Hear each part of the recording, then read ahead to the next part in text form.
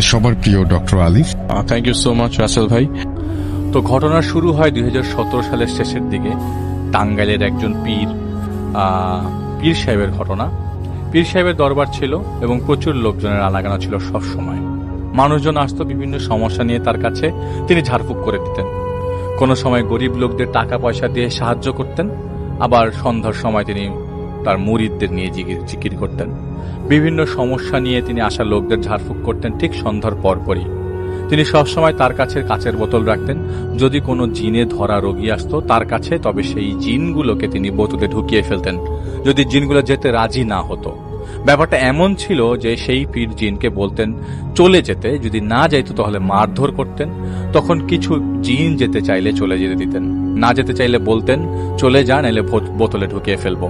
তো যারা যেতে চাইতো না তাদেরকে বোঝানোর সুযোগ না দিয়ে তিনি বোতলে ঢুকাতেন এবং সেই বোতল নিয়ে তিনি তার মুরিদদের দিয়ে মাটি চাপা দিয়ে রাখতেন। মুরিদ বলতে তার আশেপাশের অ্যাসিস্ট্যান্টদেরকে দিয়ে।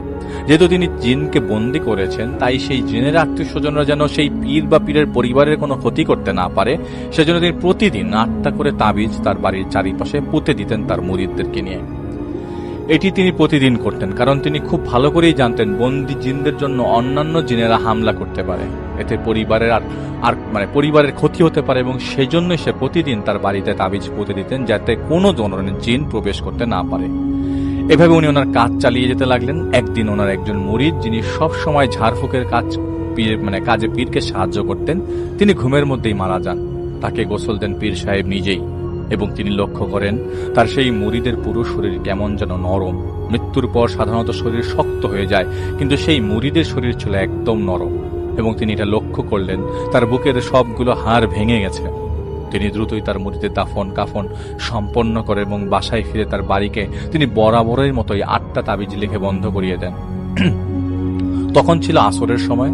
সচরাচর তিনি এই কাজটি এশার পর করতেন।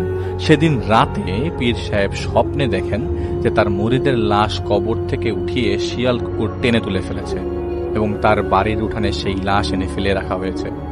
এটা দেখে তার ঘুম ভেঙে যায় এবং তিনি শুনতে পান তার সেই মৃত মুরিদ তাকে ডাকছে। যেহেতু তিনি জানতেন এটা জিনদের শয়তানি, তাই তিনি তখনই একটা লাঠি নিয়ে বের হন এবং বের হয়ে তিনি দেখতে পেলেন তার বাড়ির উঠানের সামনে সেই মৃত মুরিদ দাঁড়িয়ে আছে। তিনি বলতে লাগলেন, খবিশের বাচ্চা, তোর এত বড় সাহস, আমার বাড়িতে আমার জমিনে দাঁড়িয়ে আছিস, এখনই চলে যা, নইলে আগে তোকে বেঁধে মারবো, তারপর তোকে বোতলে ভরে মাটিতে পুঁতে রাখবো। তার কথা শুনে সেই মুরিদের রূপ নেয়া জিন বলে, আয় আমাকে ধর, তোর যদি সাহস থাকে তবে আমাকে পারলে ধর। এটা শুনে সেই পীর লাঠি উঁচিয়ে তাকে মারতে যাবে, ঠিক তখনই সেই পীর মাটিতে পড়ে যান। তিনি অনুভব করতে লাগলেন তার ডান পায়ের বোধ শক্তি হারিয়ে গেছে, তাই তিনি কোনোভাবে ওঠার চেষ্টা করছেন কিন্তু পারছিলেন না। তিনি দোয়া তো পাঠ পড়তে পারছিলেনই না পারছিলেন কাউকে ডাকতে।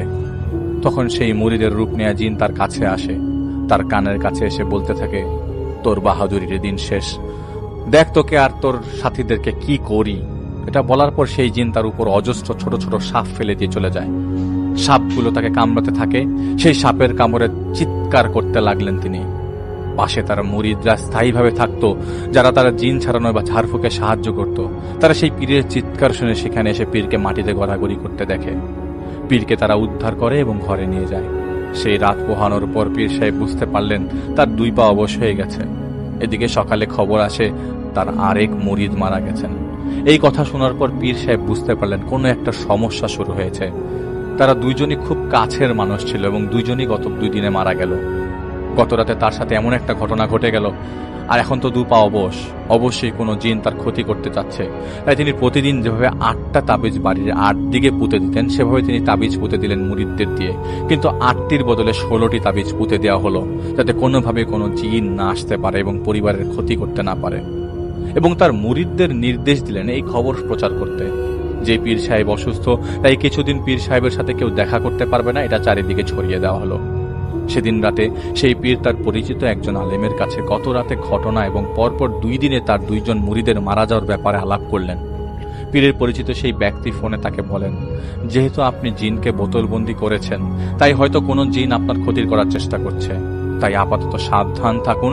এবং যেহেতু গত রাতে আপনি না বুঝে বাইরে গিয়ে সেই জিনের মুখোমুখি হয়েছিলেন, তাই সেই সুযোগে আপনার উপর সে জাদু করেছে।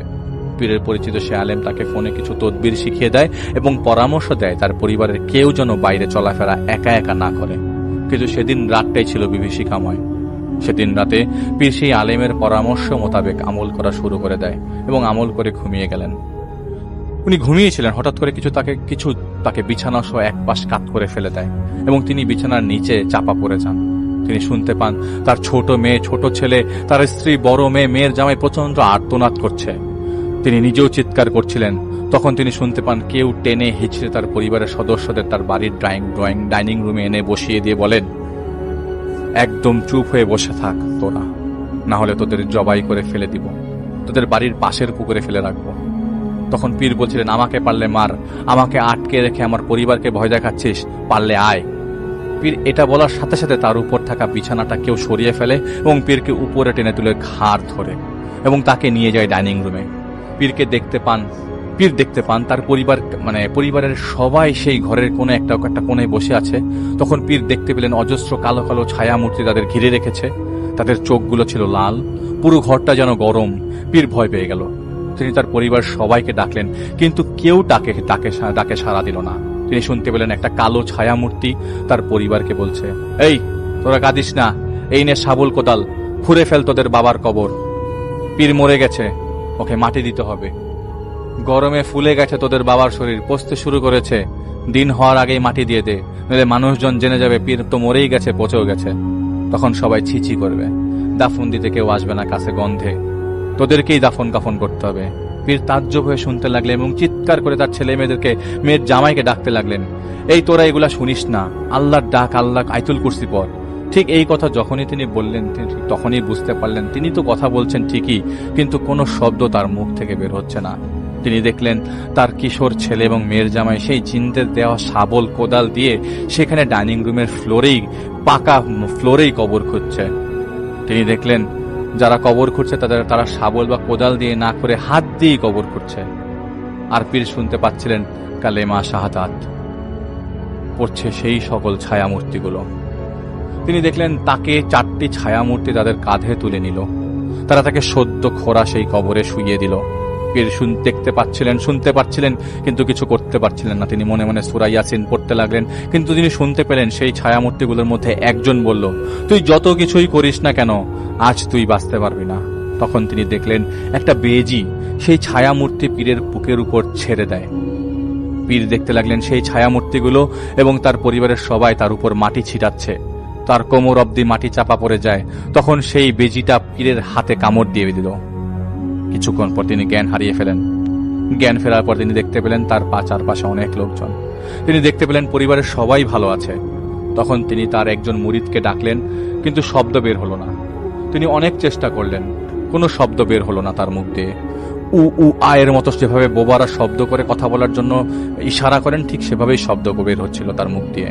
তিনি ইশারা দিয়ে সবাইকে ঘর ত্যাগ করতে বললেন। তারপর মেয়ের জামাইকে লিখে বলেন যে তিনি কথা বলার শক্তি হারিয়ে ফেলেছেন। পীর তার পরিচিত আলেমকে ফোন দিয়ে তার অবস্থা সম্বন্ধে অবহিত করেন এবং তিনি যেন দ্রুতই সেখানে চলে আসেন, কেননা পীর সাহেবের অবস্থা ভালো না। সেদিন বিকেলে পীরের পরিচিত সেই আলেম আসেন। এসে দেখতে পান পীর শুয়ে আছেন, তার হাতে 2 ধরনের ব্যান্ডেজ করা। সেই আলেম এসে জানতে চান কি হয়েছিল সেদিন রাতে। তখন পীর লিখে কিছু বলবেন তার আগেই তার মেয়ের জামাই বলা শুরু করে আরেক ঘটনা। আসলে সেই রাতে পীরের সাথে যে ঘটনা ঘটেছে এবং পীরের পরিবারের সাথে যে ঘটনা ঘটেছে সেটা আরেকটা, যেটা পীর তার মেয়ের জামাইয়ের মুখে শুনে অবাক হয়ে যান যখন তার মেয়ের জামাই সে আলেমকে অন্য ঘটনা বলতে শুরু করেন। মেয়ের জামাই সে আলেমকে বলে, রাতে আব্বা ঘুমাইছিলেন, হঠাৎ করে দেখলাম তিনি ঘুম থেকে ওঠেন। উঠে তিনি আর তার স্ত্রীকে ঘর থেকে বের হয়ে যেতে বলেন। বলতে লাগলেন, বের হয়ে যা তোরা এই বাড়ি থেকে, তোরা যদি বাঁচতে চাস বের হয়ে যা, ঘোর বিপদ হবে নইলে। আমাকেও যেতে দিবে না ওরা আমাকে জ্যান্ত পুঁতে ফেলবে বলে তিনি এক হাত দিয়ে তার বিছানাটা উল্টে ফেলে। এই ঘটনা দেখে তার স্ত্রী মেয়ের জামাইকে ডেকে নিয়ে আসে। এসে দেখে পীর পীরের ঘরে এক কোণে বসে বিড়বিড় করে বলছেন, তোরা আয়াতুল কুরসি পড় আর বের হয়ে যা, না হলে তোদের মেরে ফেলবে। আর পীরের আশেপাশে অনেকগুলো কালো ছায়া ঘুরছে। তারপর তারা দেখেন পীর দাঁড়িয়ে গেছেন। হঠাৎ করে তিনি দাঁড়িয়ে গেলেন, অথচ সেদিন তার 2 পায়ের বোধ শক্তি হারিয়ে ফেলেছিলেন। পীরের মাথা বাম কাত হয়ে ঝুঁকে রইল এবং সেই অবস্থায় অনেকটা ভারসাম্যহীন ভাবে তিনি ডাইনিং ঘরে যান।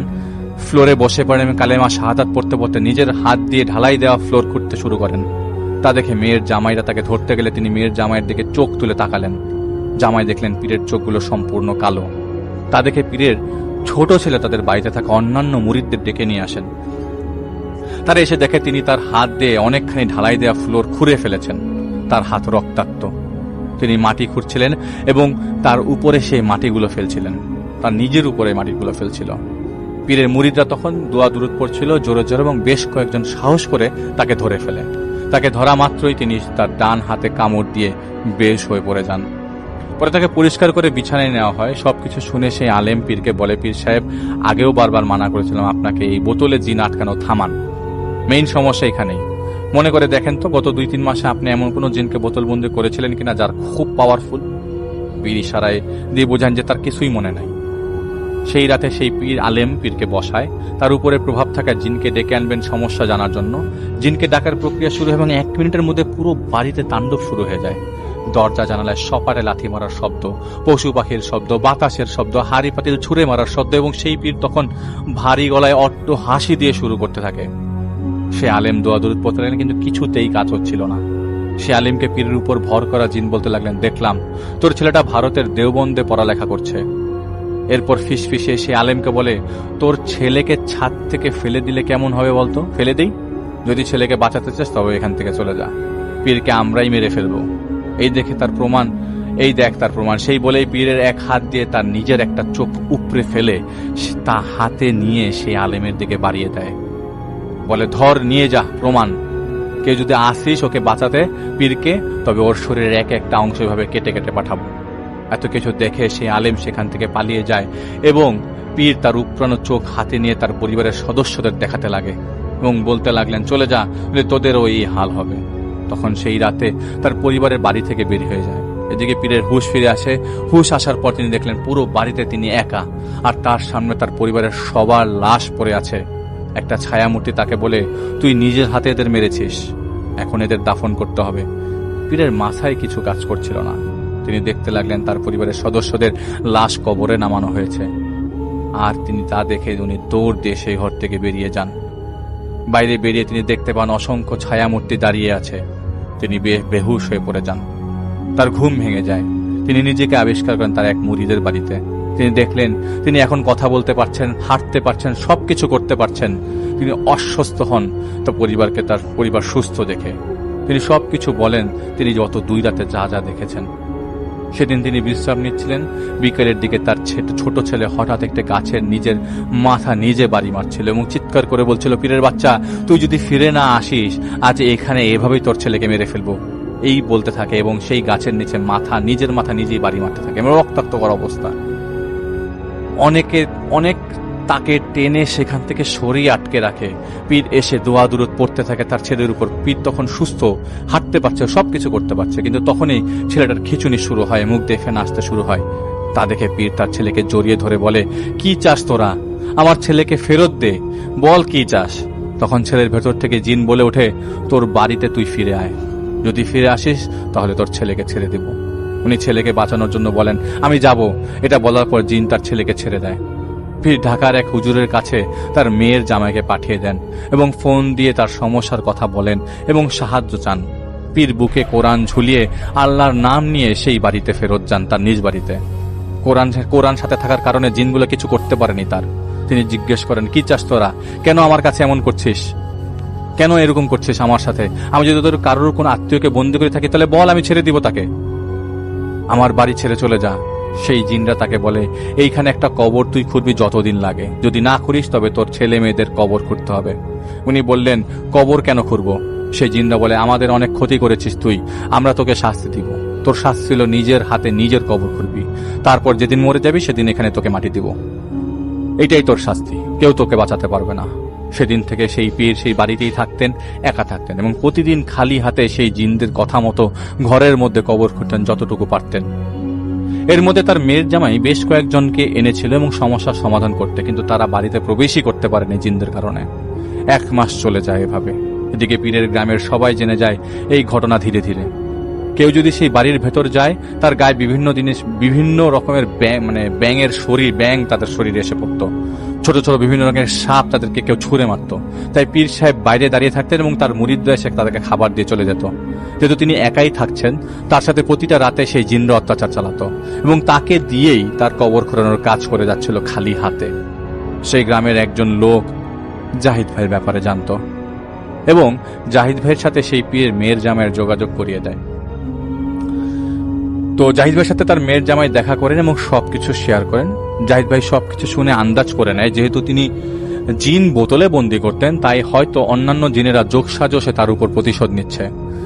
রাতে জাহিদ ভাই আমির সাহেবকে পীরের নাম ঠিকানা দেয় এবং জাহিদ ভাই জাহিদ ভাই জিনকে এবং সবকিছু খুলে বলে, উনি অপেক্ষা করতে বলে চলে যান। প্রথম কথাটি হলো, জ্ঞান অনেক সময় জ্ঞানী ব্যক্তিকে অহংকারীতে পরিণত করতে পারে। সে না জানি কত বছর যাবত এভাবে বোতলে জিনবন্দির কাজ করে এসছে, তা সে নিজেই বলতে পারবে। যেই আসতো তাকেই বোতলে ভরে ফেলতো, এটা ছিল তার জ্ঞানের অপব্যবহার। সে জানতো কোনো একদিন বড় বিপদ হবে, আজ তাই হয়েছে। তার বন্দী করা জিনদের আত্মীয় স্বজনরা বেশ কয়েকবার চেষ্টা করেছে তার উপর হামলা করতে, কিন্তু বন্দী স্বজনদের উদ্ধার করতে, কিন্তু তার তাবিজ প্রতিদিন পুতার কারণে তারা পারত না। তাই তারা তার চেয়ে বেশি শক্তিশালী বেশ কয়েকজন জিনের সাহায্য নেয়। তারপরও কাজ না হয়, তারা বেদুইন জিনদের কাছে যায়, যারা মরুভূমিতে বাস করে দল বেঁধে। আরবের বেদুইনরা যেমন বিভ্রান্ত এবং আক্রমণাত্মক ছিল, এরাও তেমন স্বভাবের। তাদের মধ্যে যারা প্রবীণ তারা অনেক আক্রমণাত্মক এবং শক্তিশালী, তার মায়া জাদু জানত। সেই বন্দী জিনদের আত্মীয়রা তাদের সাথে চুক্তি করে এখানে তাদেরকে নিয়ে এসেছে। সেই বেদুইনরা তার দুইজন ঘনিষ্ঠ বন্ধুকে ঘুমের মধ্যে ভয় দেখিয়ে মেরে ফেলেছে। তার আগে তারা জেনে গিয়েছিল কোথায় কোথায় সেই বোতলগুলো পোতা আছে। তারা সব জায়গার বোতল তুলে ফেলতে পারলেও কিছু বোতল তুলতে পারেনি, যেই বোতলগুলো তাদের ঘরের মাঝখানে কোথাও পোতা আছে। যে কোনো কারণে তারা তুলতে না পেরে পীরকে এখন জোর করিয়ে সেই বোতলগুলো উদ্ধার করার চেষ্টা করছে। আর পীর এবং পীরের পরিবারের সাথে যা হয়েছিল আসলে তা ছিল মায়াজাল। তারা তাদের চোখে জাদু করে এক একজনকে এক একটি দেখাচ্ছিল। তারা যদি চায় আমরা তাদের সাহায্য করব এবং যা করার দ্রুত করতে হবে। আমির সাহেব অপেক্ষা করতে বলেন এবং জাহিদ ভাই তখনই তার মেয়ের জামাইকে সবকিছু বলে ফোনে এবং তারা নিজেরাই আলাপ আলোচনা করে রাজি হয়। ওকে, এবং কিছু বিষয় এখানে আমি মেনশন করছি না, যেসব জিনিসগুলা মেনশন না করার মতো আর কি। তো জাহিদ সাহেবের আমির সাহেবকে তাদের রাজি হওয়ার কথা বলার পর জাহিদ ভাইকে বলেন যে একদিন পর চলে যেও, তুমি আসো এখানে। এবং জাহিদ ভাইয়ের আমির বলে যে তুমি রোজা রাখবে সেদিন, তোমাকে একাই যে সেই পীরের বাড়ি থেকে বের করে আনতে হবে। জাহিদ ভাইয়ের আমির তাকে বলছে এবং জাহিদ ভাই বলে আমি যদি একা যাই তবে তো আমার ক্ষতি করতে পারে। তো জাহিদ ভাইয়ের আমির বলেন যে তোমাকে একাই যেতে হবে, শরীর বন্ধ করে যাবে, মন শক্ত রেখে যাবে, সেই পীরকে বের করে আনতে হবে। তিনি জাহিদ ভাইকে কিছু জমজমের পানি দেন এবং একটা ছোট্ট বোতলে দেন এবং বলে দেন সেখানে যাই কিছু হোক না কেন জাহিদ ভাইকেই বের করে আনতে হবে ওই পীর সাহেবকে। রাত হলে উনি আসবেন এবং তার সাথীদের নিয়ে।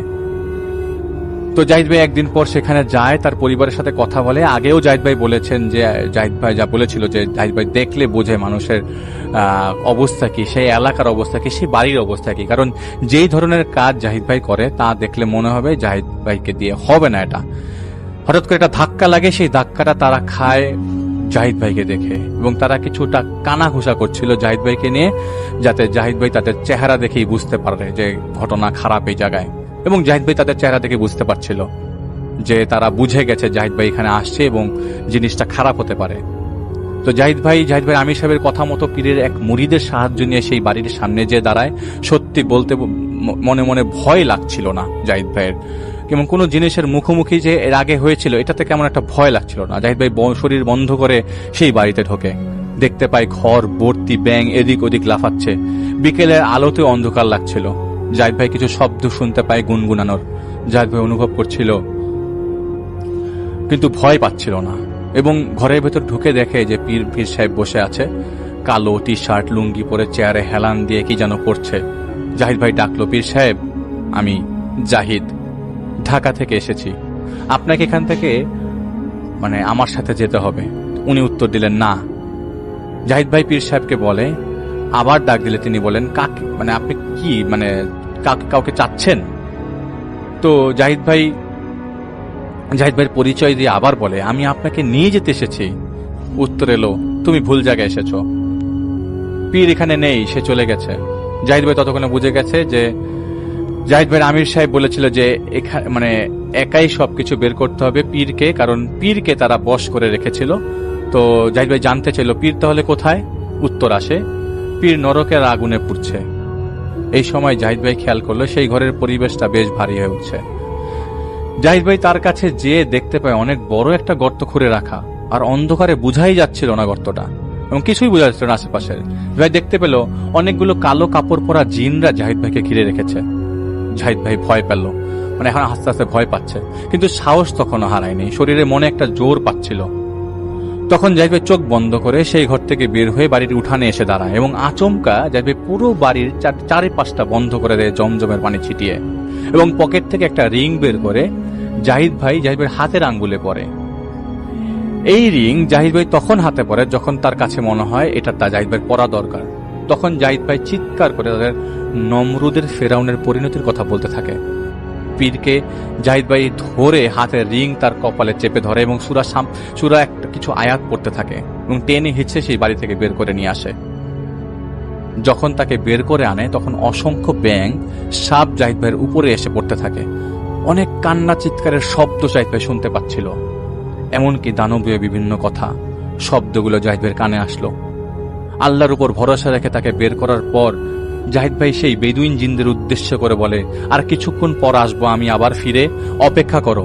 আর তখন জাহিদ ভাই দেখতে পাচ্ছিল সেই বাড়ির ঘরের দরজা জানালায় কালো কাপড় দিয়ে মাথা ঢেকে রাখা অসংখ্য জিনকে তার লানত করছিল জাহিদ ভাইকে, এবং হুমকি দিচ্ছিল। তাদের মধ্যে একজনের চোখে চোখ পড়ে যায় জাহিদ ভাইয়ের, সেই চাহনির ব্যাখ্যা দেওয়া জাহিদ ভাইয়ের পক্ষে সম্ভব না। জাহিদ ভাই পীরের হুঁশ ফিরিয়ে নিয়ে আসে এবং তাকে নিয়ে সেখান থেকে চলে আসে। এখানে অনেক কথা ছিল যা প্রাসঙ্গিক না, জাহিদ ভাই সেগুলি লেখেনি। মাগরিবের পর জাহিদ ভাইয়ের আমির সাহেব দূর থেকে ইশারা দিয়ে জাহিদ ভাই সেই বাড়িতে যেতে বলে। জাহিদ ভাই সেই বাড়ির সামনে দাঁড়িয়ে থাকে, এবং এই সময় অনেক কিছু হাড়ি পাতিল বাসন গ্লাস জাহিদ ভাইয়ের দিকে ছুঁড়ে মারছিল কে যেন, এবং লানত করছিল, অভিশাপ দিচ্ছিল, বদ দোয়া দিচ্ছিল। এটা আরবের লোকদের স্বভাব ছিল, এখনো আছে। তারা যা যা ছুঁড়ে মারছিল তা জাহিদ ভাইয়ের কাছে এসে পড়ছিল। বিরক্ত হয়ে জাহিদ ভাই একটা মাটির ঢিল ছুঁড়ে মারে সেই বাড়ির ঘরের দিকে, আর তখনই সেই বেদুইনরা ছোড়াছুরি থামিয়ে দেয়। কিছুক্ষণ পর জাহিদ ভাইয়ের আমির সাহেব আসেন সেখানে। তার সাথে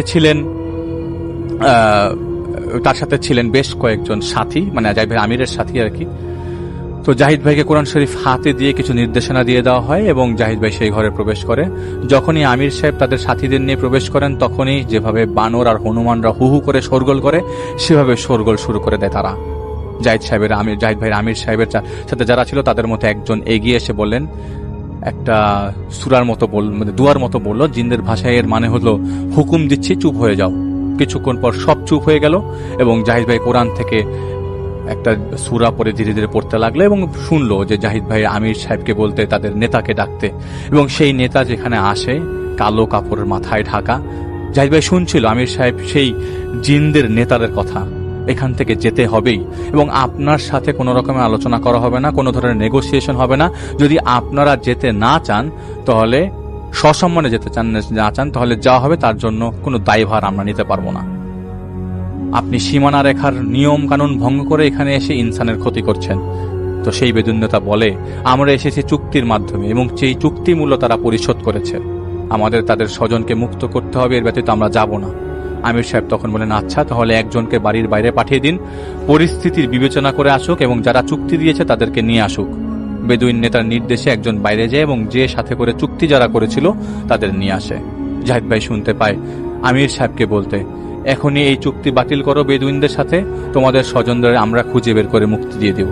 তোমাদের স্বজনদের নিয়ে কারোর ক্ষতি না করে এক নিঃশ্বাসে যত দূর পারো ততটুক অঞ্চল, মানে ততটুক দূরে চলে যাও, এরকে প্রবেশ করতে পারবে না এর ভেতরে।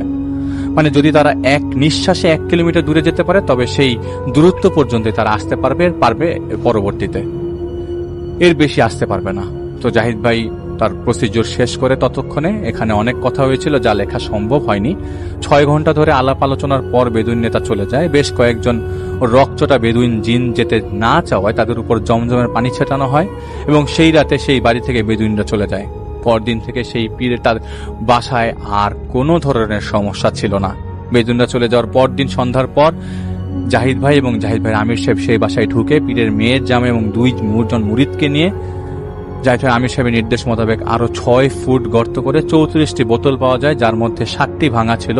সেই বোতলগুলো তুলে বড়ই পাতা সিদ্ধ পানি দিয়ে ধুয়ে রেখে দেওয়া হয় এবং জাহিদ ভাইয়ের সামনেই এখানে আরো কিছু প্রসিডিউর শেষ করে কিছু জিনিস পরে 90 বার ফু দেওয়া হয় এবং রাত 3টার দিকে বোতলবন্দি জিনদের আত্মীয়রা আর ক্ষতি করবে না এবং ক্ষতির ষড়যন্ত্র করবে না এই বিশ্বাস দিয়ে বেদুইনরা সেই বাড়ির ভেতর থেকে 8টা বড় গর্ত খুঁড়েছিল পীরকে দিয়ে, সেই গর্তগুলো ভরিয়ে দেওয়া হয় এবং 10-12 দিন পর পীর সাহেব তার পরিবার সহ সেই বাড়িতে ফিরে আসে এবং সেই আগের মতো তিনি তার দরবার খুলেন এবং তার পরিচালনা শুরু করেন। কিন্তু তফাৎ ছিল একটাই, তিনি আর কোনো রকম ঝাড়ফুঁক করতে পারবেন না এবং করবেন না।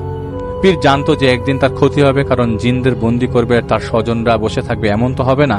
তাই সেই প্রতিদিন তাবিজ পুঁতে দিত এবং জাহিদ ভাইয়ের এই কাহিনীগুলোকে বাঁচার জন্য আর কি। তো এইটাই ছিল ঘটনা। করবো আমরা সরাসরি চলে যাব আফনান ভাইয়ের কাছে এবং আফনান ভাইয়ের কাছ থেকে তার ঘটনা শুনবো। এখন যে ঘটনাটি আমি আপনাদেরকে বলতে যাচ্ছি, এই ঘটনাটি আমাদেরকে পাঠিয়েছেন কানাডার সাসক্যাচুয়ান প্রভিন্সের সাসক্যাটন সিটি থেকে রাখি আক্তার। তিনি ইতোপূর্বে বেশ কয়েকটি ঘটনা আমাদেরকে পাঠিয়েছেন, সেই ঘটনাগুলো ইতোমধ্যে আমরা প্রচারও করেছি। এবার তিনি যে ঘটনাটি পাঠিয়েছেন, এই ঘটনাটি আমার কাছে খুবই ভালো লেগেছে। আশা করছি প্রিয় লিসেনার্স আপনাদেরও ভালো লাগবে, কারণ ঘটনাটি কিন্তু কানাডার ঘটনা নয়, ঘটনাটি বাংলাদেশের ঘটনা। আর এই ঘটনাটি ওনার বাবার সঙ্গে ঘটেছিল 2004 সালের দিকে। ওনার বাবা একজন পুলিশ অফিসার ছিলেন। 2019 সালে তিনি তার চাকরি থেকে অবসরে গিয়েছেন।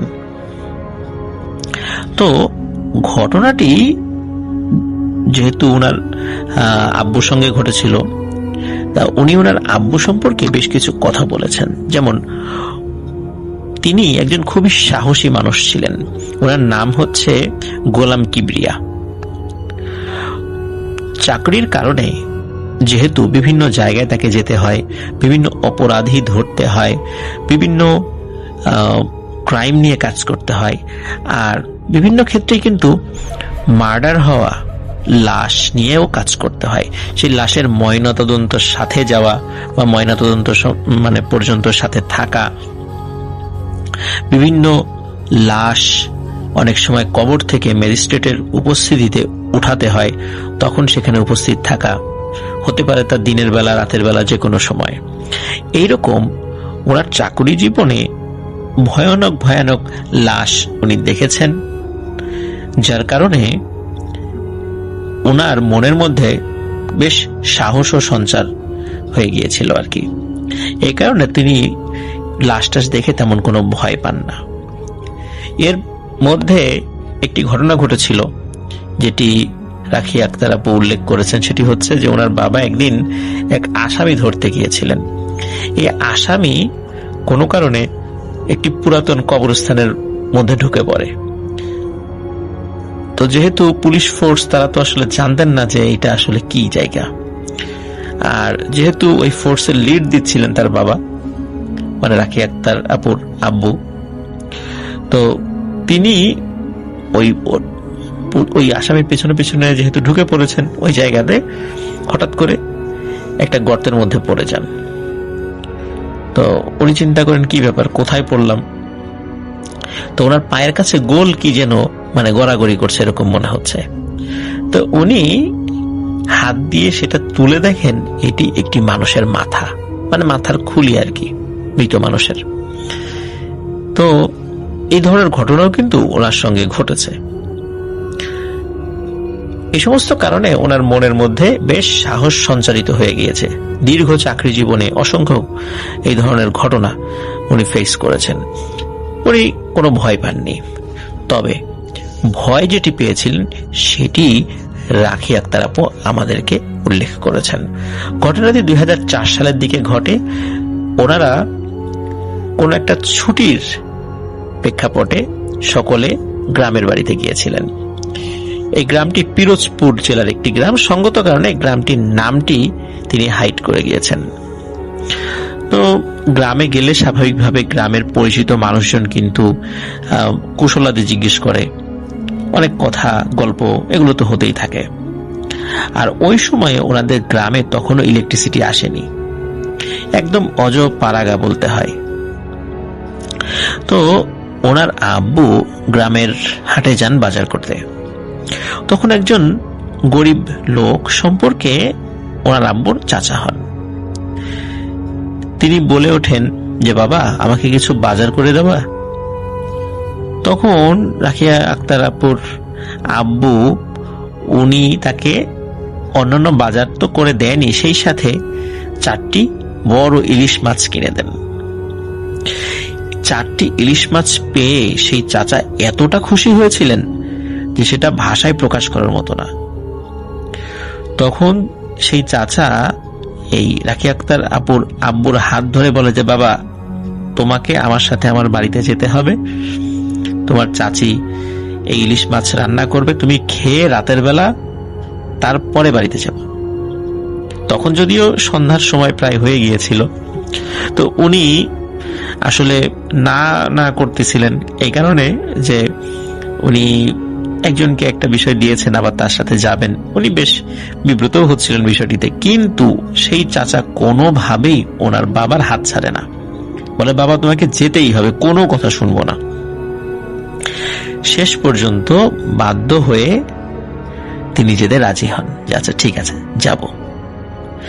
তো বাজার থেকে যেই বাড়িতে যাবেন সেখানকার দূরত্ব মানে পায়ে হেঁটে দূরত্ব হচ্ছে 1 ঘন্টার মতো পথ। আর যেহেতু অজপাড়াগা ওরকম গাড়ি টাড়ি তো ওইখানে চলে না, পায়ে হেঁটেই যেতে হবে। তো রাখি আক্তার আপুর আব্বু এবং সেই চাচা দুজন গল্প করতে করতে তাদের বাড়িতে চলে যান। তো বাড়িতে যাওয়ার পরে সেই চাচি মানে ওই চাচার ওয়াইফ সে একটি ইলিশ মাছ রান্না করে। তো বেশ মজা হয়। দুজন মানে ওই চাচা চাচি এবং রাখি আক্তার আপুর আব্বু এবং পরিবারের অন্য সদস্যরা সকলে খুব তৃপ্তি সহকারে সেই ইলিশ মাছ খান। তো খাওয়ার পর এখন বিদায়ের পালা। তখন সেই চাচা বলেন যে বাবা চলো তোমাকে এগিয়ে দিয়ে আসি। এখন রাখি আক্তার আপুর আব্বু চিন্তা করছেন যে 1 ঘন্টার পথ বাজার থেকে, আবার বাজার থেকে আবার তার বাড়িতে যেতে হবে।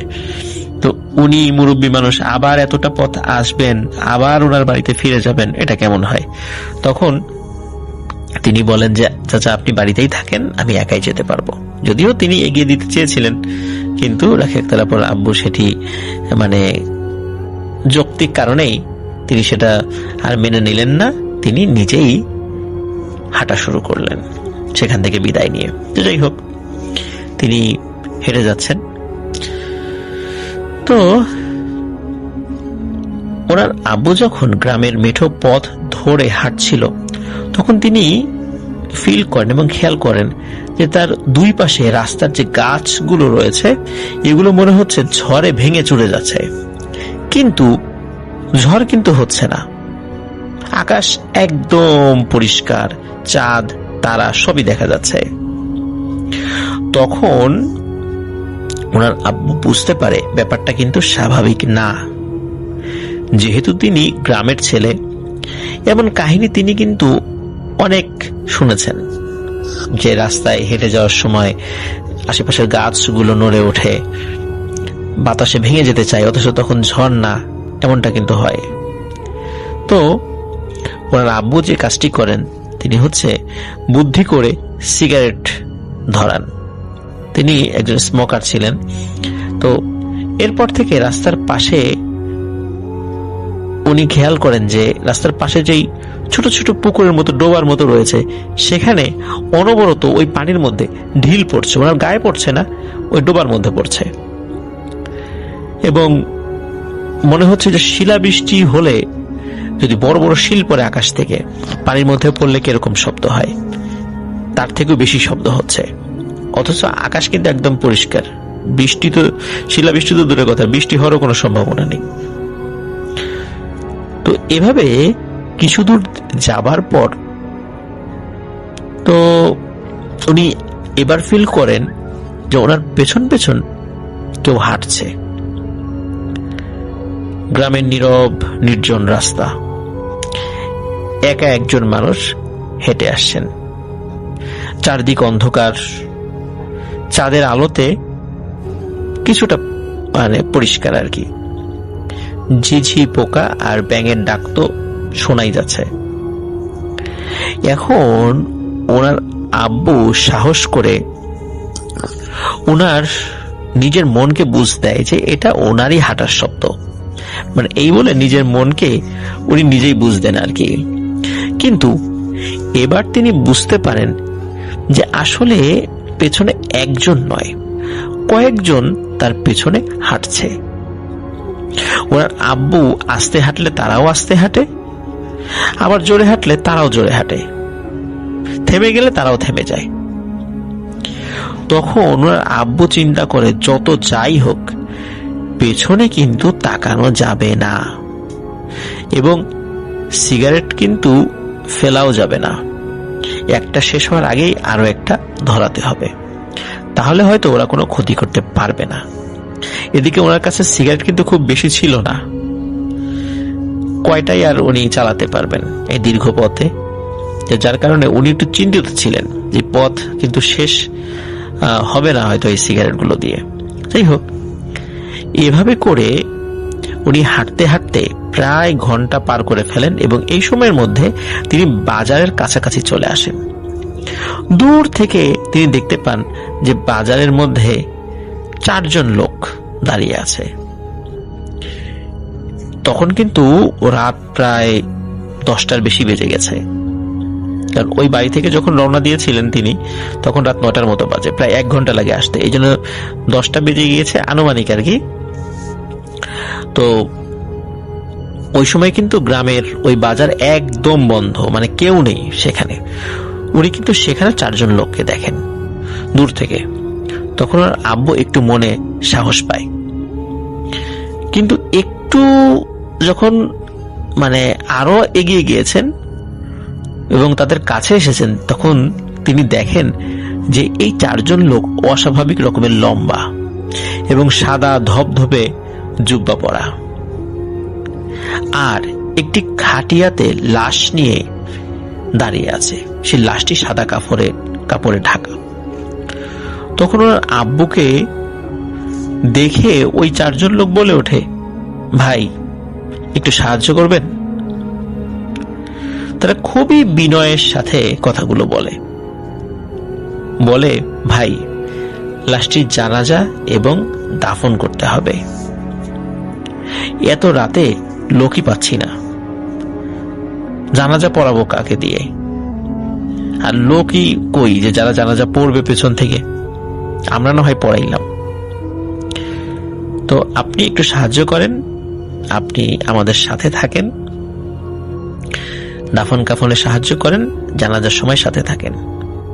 তো ওনার আব্বু কিন্তু হা না কোনো উত্তর দেয় নাই, তাদের কোনো কথার উত্তর দেয় না।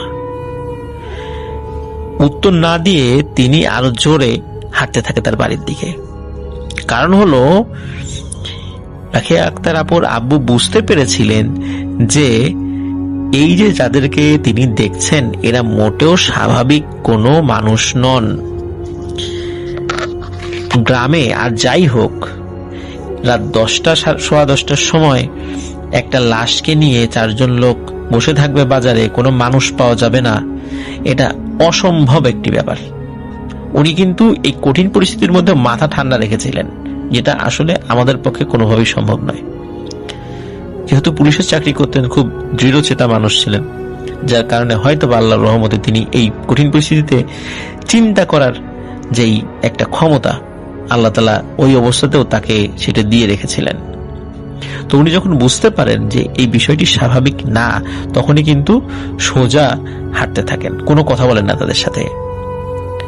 কিছুটা পথ যখন এগিয়েছেন, মানে সামান্য একটি পথ এগিয়েছেন, তখন পেছন থেকে তিনি একটি ভয়ঙ্কর কর্কশ এবং ভারী মোটা একটি কণ্ঠ তিনি শুনতে পান।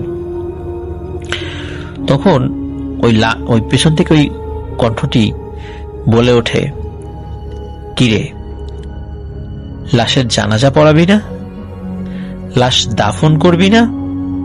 দেখবি না যেটা কার লাশ? আয় দেখে যা, এটা কার লাশ, এটা তোর লাশ, তোর জানাজা পড়াবো আজ আমরা। তোকে দাফন করব, সাহস থাকলে আয়, হাতের আগুনটা ফেলে দে। এই বলে ভয়ঙ্কর একটি হাসি, এবং পেছন থেকে এই শব্দ কিন্তু শুনছেন তিনি। তখন ওনার আব্বু ভীষণ ভয় পায়, মানে এতদিন যে মানে ভয় পাননি, এত সাহস উনি পুষে রেখেছিলেন, এখন কিন্তু তা সব মিলিয়ে যায়, খুবই ভয় পান তিনি। কিন্তু এরপরও তিনি চিন্তা করেন যে আমি যদি এখন দৌড় দেই তাহলে এরাও তো আমার পেছনে পেছনে দৌড় দেবে, আর দৌড় দিলে অনেক সময় দেখা যায় যে এই সিগারেটটি হাত থেকে পড়ে যেতে পারে, বা দৌড়ানোর সময় যে বাতাস লাগবে গায়ে, তখন ওই দৌড়ানোর বাতাসের কারণে হাতের সিগারেটটি দ্রুত পুড়ে যাবে। বিভিন্ন কারণে তিনি শক্ত করে হাতের সিগারেটটি ধরে রাখেন এবং সমস্ত শক্তি দিয়ে, শরীর সমস্ত শক্তি দিয়ে জোরে জোরে হাঁটতে থাকেন, সিগারেটটি হাত থেকে ফেলা যাবে না। আর এমনিতে মনে মনে যে দোয়া দুরুদা আছে সেগুলো তো পড়ছেনই। তো তিনি তো খুব জোরে জোরে হাঁটছেন, আর পেছন পেছন কিন্তু ওই 4 জন মানুষ রূপী ওই জিনদের হাঁটার শব্দ শুনছেন। যদিও বা কিন্তু জিনদের হাঁটার কথা নয়, তারা শূন্যে ভেসে যায়, কিন্তু তাদের হাঁটার শব্দ শুনছেন। যাই হোক, এভাবে করে এই রাখি আক্তার আপুদের যে গ্রামের বাড়ি, এই বাড়ির কাছে একটি পারিবারিক কবরস্থান রয়েছে। এই কবরস্থান পর্যন্ত তিনি চলে আসেন, রাখি আক্তার আপুর আব্বু। এবং তখন মনে তিনি সাহস ফিরে পেয়েছিলেন। তখন তিনি চিন্তা করেন যে কবরস্থান তো পবিত্র জায়গা, এখন তিনি একদম সেফ। এখান থেকে ওনার যে গন্তব্য, পায়ে হেঁটে মাত্র 5 মিনিটের পথও নয়, মানে আরো কম, সর্বোচ্চ 5 মিনিট লাগবে হেঁটে যেতে, স্বাভাবিক গতিতে যদি হাঁটে, আর জোরে গেলে হয়তো বা 2 থেকে 3 মিনিট। তো কবরস্থান রাস্তার যে পাশে রয়েছে তার অন্য পাশে সুপারি এবং নারকেল গাছের বাগান রয়েছে। তো রাখি আক্তার আপার আব্বু যখন কবরস্থানের সামনে চলে আসেন, তখন স্বাভাবিকভাবে কিন্তু উনি কবরস্থান দেখলেই মুর্দাদের উদ্দেশ্যে সালাম দিতেন, আসসালামু আলাইকুম ইয়া আহলাল কবর। তো স্বাভাবিকভাবেই তিনি ওনার স্বভাবসুলভ যে আচরণটা তিনি করতেন সেটি করেন। ওই কবরস্থানের গেটের সামনে এসে উনি উচ্চ স্বরে সালাম দেন, আসসালামু আলাইকুম ইয়া আহলাল কবর। আর ঠিক তখনই কবরস্থানের ভেতর থেকে একটি ভারী কণ্ঠে একটি শব্দ শুনতে পান। যখনই তিনি আসসালামু আলাইকুম ইয়া আহলাল কবর বলেছেন, তখন কবরস্থানের ভেতর থেকে কে যেন বলে ওঠে, কবুল। এই কবুল শব্দটা তিনি যখনই শুনেছেন এমন ভয় পেয়েছেন যে এতটা পথ উনি দৌড় দেননি কোথাও। এবার তিনি ওনার শরীরের সর্বশক্তি দিয়ে ওনার বাড়ির দিকে এক দৌড় দিয়েছেন, একদম বাড়ির দরজায় গিয়ে উপর হয়ে পড়ে গিয়েছেন। এরকম ধপাস করে শব্দ পেয়ে তো রাখি আক্তার আপার আম্মু তিনি ঘর থেকে বেরিয়ে আসেন, এসে দেখেন তিনি দরজার সামনে পড়ে আছেন। তখন দ্রুত তাকে ঘরে ঢোকান এবং কি হয়েছে জিজ্ঞেস করেন। তিনি সব ঘটনা খুলে বলেন। এই বিষয়টি বলার পর তার ওয়াইফ মানে রাখি আক্তার আপার আম্মু তিনি তার হাজবেন্ডকে খুব বকাবকি করেন যে তুমি একা একা কেন গেলা, আর ফেরার সময় কাউকে সাথে নিয়ে আসতা। তখন তিনি বলেন যে আমি তো আসলে বুঝতে পারিনি, কারণ চাকরি জীবনে কত জায়গা একা একা যেতে হয়েছে, কত ইনভেস্টিগেশনে গোয়েন্দা সেজে যেতে হয়েছে, কখনো তো কোথাও ভয় পাইনি। আজকেই প্রথম নিজের এলাকায় এই ঘটনা ঘটলো আমার সাথে। তো যাই হোক, পরবর্তী দিন একজন হুজুর ডেকে ঝাড়ফুঁক করানো হয়, আর ওনার কোনো জ্বর বা এরকম কিছু আসেনি, উনি ওইভাবে অসুস্থও হননি, মোটামুটি সবকিছু স্বাভাবিক হয়ে যায়। আর এরপরে ওনার সাথে আর কোনো ঘটনা, বিশেষ করে এই রিলেটেড কোনো ঘটনা, মানে যেই ঘটনাটি ওই রাত্রে ঘটে, এই ঘটনার প্রেক্ষাপটে পরবর্তীতে সেভাবে কোনো ঘটনা তার সঙ্গে ঘটেনি। তো অসংখ্য ধন্যবাদ। থ্যাংক ইউ সো মাচ, আপনার ঘটনার জন্য আপনাকে অনেক ধন্যবাদ। এবং আমি এখন যেটা করব সেটা হচ্ছে চলে যাব সরাসরি আমাদের পরবর্তী যে অতিথি আছেন তার কাছে। ঘটনাটা ঘটেছে ময়মনসিংহ জেলার সদরের কোনো এক জায়গায়। তো আমি নাম বলছি না, এরিয়ার নাম বলছি না। তো এটা ঘটেছিল 2013 সালের শেষের দিকে, আর আমি এটা শুনি 2015 সালে। যিনি আমাকে ঘটনাটা বলেন ওর নাম ছিল মাইনুদ্দিন। তো মাইনুদ্দিন ভাইয়ের পাশের বাসায় এক ভদ্রলোকের ফ্যামিলির সাথে এই ঘটনাটা ঘটে। সেই ভাইয়ের নাম ছিল সবুজ। তো সবুজ ভাই ওনার একটা নেশা ছিল যে প্রতি বৃহস্পতিবার রাতে উনি ওনার ব্রহ্মপুত্র নদীর পার নাকি ওনাদের বাসার কাছে ছিল, সেখানে ওনারা মাছ ধরতে যেত এবং 3-4 জন বন্ধু নাকি একসাথে মাছ ধরতো। এরকম কোন এক বৃহস্পতিবার রাতে ওনারা 3 জন বন্ধু ব্রহ্মপুত্র নদীর পার মাছ ধরতে যাবে। তোমরা যখন বসে তখন নাকি ছিল মানে ঠিক রাত্রে 11টা কি 11:30। তো মাছ ধরার একটা পর্যায়ে দেখতেছে খুব একটা মাছ উঠতেছিল না। তো একজন বন্ধু বলতেছে যে সবুজ এক কাজ কর, আমরা এখান থেকে 400 গজ বা 500 গজ দূরে একটা জায়গা আছে, ওখানে যাই, একটু সামনে আগাই, ওখানে নাকি ভালো মাছ পাওয়া যায়, চলো ওখানে আমরা একটু যাই। তোমরা ওইখানে যায়, দেখতেছে 2-3টা মাছ ভালোই ধরছে। তো একটা পর্যায়ে একজন খেয়াল করতেছে যে ওনারা একটা পাতিলে মাছের খাবার রাখছিল, এটা রেখে আসছে, আগে যেখানে বসছিল রেখে আসছে। তো ওই সবুজ ভাইকে বলতেছে যে সবুজ এক কাজ করে, যে পাতিলটা তো দেখা যাচ্ছে এখান থেকে, তুই একটু কষ্ট করে একটু নিয়ে আয়, একটু হাঁটা লাগবে, ঠিক আছে, একটু নিয়ে আয় ভাই। তো এরকম পাতিলটা নাকি বেশ বড়ই ছিল। তো এরকম সবুজ ভাই নাকি পাতিলটা আনতে চায়। তো উনি নদীর পাড় দিয়ে ঘেসে ঘেসে যাবে, তো একটা ছোট লাঠি নিয়ে গেছিল যাতে কাদা টাদা আনতে যেত না, পা না আটকাটা। তো যাই হোক উনি নাকি এরকম পাতিল আনতে যাবে। তো পাতিলটা যখন ধরতে যায় হঠাৎ করে নাকি কোনো একটা কুকুর পিছন থেকে খুব চিল্লাচ্ছিল, এবং ঠিক ওনার গায়ের পাশে ঘেঁষে এরকম কুকুর চিল্লাচ্ছিল। তো এরকম চিল্লানোর একটা পর্যায়ে ওই সবুজ ভাই করে কি ওনার হাতে যে লাঠিটা আছে এটা নিয়ে কুকুরটার গায়ে জোরে একটা বাড়ি মারে, এবং কুকুরটা পা বরাবর বাড়ি মারার সঙ্গে সঙ্গে কুকুররা ওই যে ব্যথা পানি যেরকম চিৎকার দেয় এরকম চিৎকার দিয়ে কুকুরটা নাকি উল্টা দিকে দৌড় দেওয়া শুরু করছে। এটা দেখার পর ওই সবুজ ভাই আবার ওনার বন্ধুদের কাছে এসে পড়ে এবং বলতেছে যে দেখ কি হয়েছে, গেলাম, ওই কুকুরটা চিল্লাইতেছিল, লাঠিটাও ওই কুকুরটা ঢিল মেরে পালাই দিছে। তখন দুই বন্ধু বলতেছে যে কুকুরের চিল্লানিতে এখান থেকে বেশি দূরে না, তাও আওয়াজ পেতাম, তুমি কুকুর চিল্লাইতে পারলাম না। তখন সবুজ ভাই বলে যে না বেটা, কুকুর তো অনেক দূরে চিল্লাচ্ছিল, আমার পিছিয়ে লেগে পড়ছিল, আমি তো মনে করছি পাতিলে কোনো খাওয়া আমার খাইলো নাকি আবার। তো ঠিকই দেখে যে কুকুরটা মনে হয় পাতিলে খাওয়াগুলা খাচ্ছিল, যে মাছের যে টোপগুলো এগুলো খেয়ে ফেলছে, তো এগুলো কিছু নাই। তো সবুজ ভাই এটা দেখে আমার দুই বন্ধু বলতেছে দেখ মাছের খাওয়া যেহেতু কুকুর খাইছে, এটা নিয়ে তো আর মাছ ধরা যাবে না, আচ্ছা কিছুক্ষণ আমরা আড্ডা দিই, যা মাছ ধরছি তারপর বাসায় চলে যাবো। ঠিক রাত্রে তখন 12:30 কি 1টা বাজে, এমন সময় নাকি সবুজ ভাইয়ের মোবাইলে ফোন আছে। ওনার স্ত্রী ওনাকে ফোন দিয়ে বলতেছে যে দেখো তোমার মেয়ে অসুস্থ, তোমার মেয়ে একটু অসুস্থ হয়ে গেছে, তাহলে একটু আসো। তো সবুজ ভাই একটু ভয় পেয়ে যায়। উনি তো বাকি দুই বন্ধুরা বলে যে দেখ আমার মেয়ে মনে একটু অসুস্থ হয়েছে, বউ ফোন দিল, আমি একটু যাই বাসায়, তোরা থাক। তারপরে এতটা 3 জনে নাকি একসাথে রওনা দেয়। পরে সবুজ ভাই বাসায় গিয়ে দেখে যে ওনার মেয়ে পায়ে ব্যথা পাইছে এবং বিছনায় বসে কাতরাচ্ছে।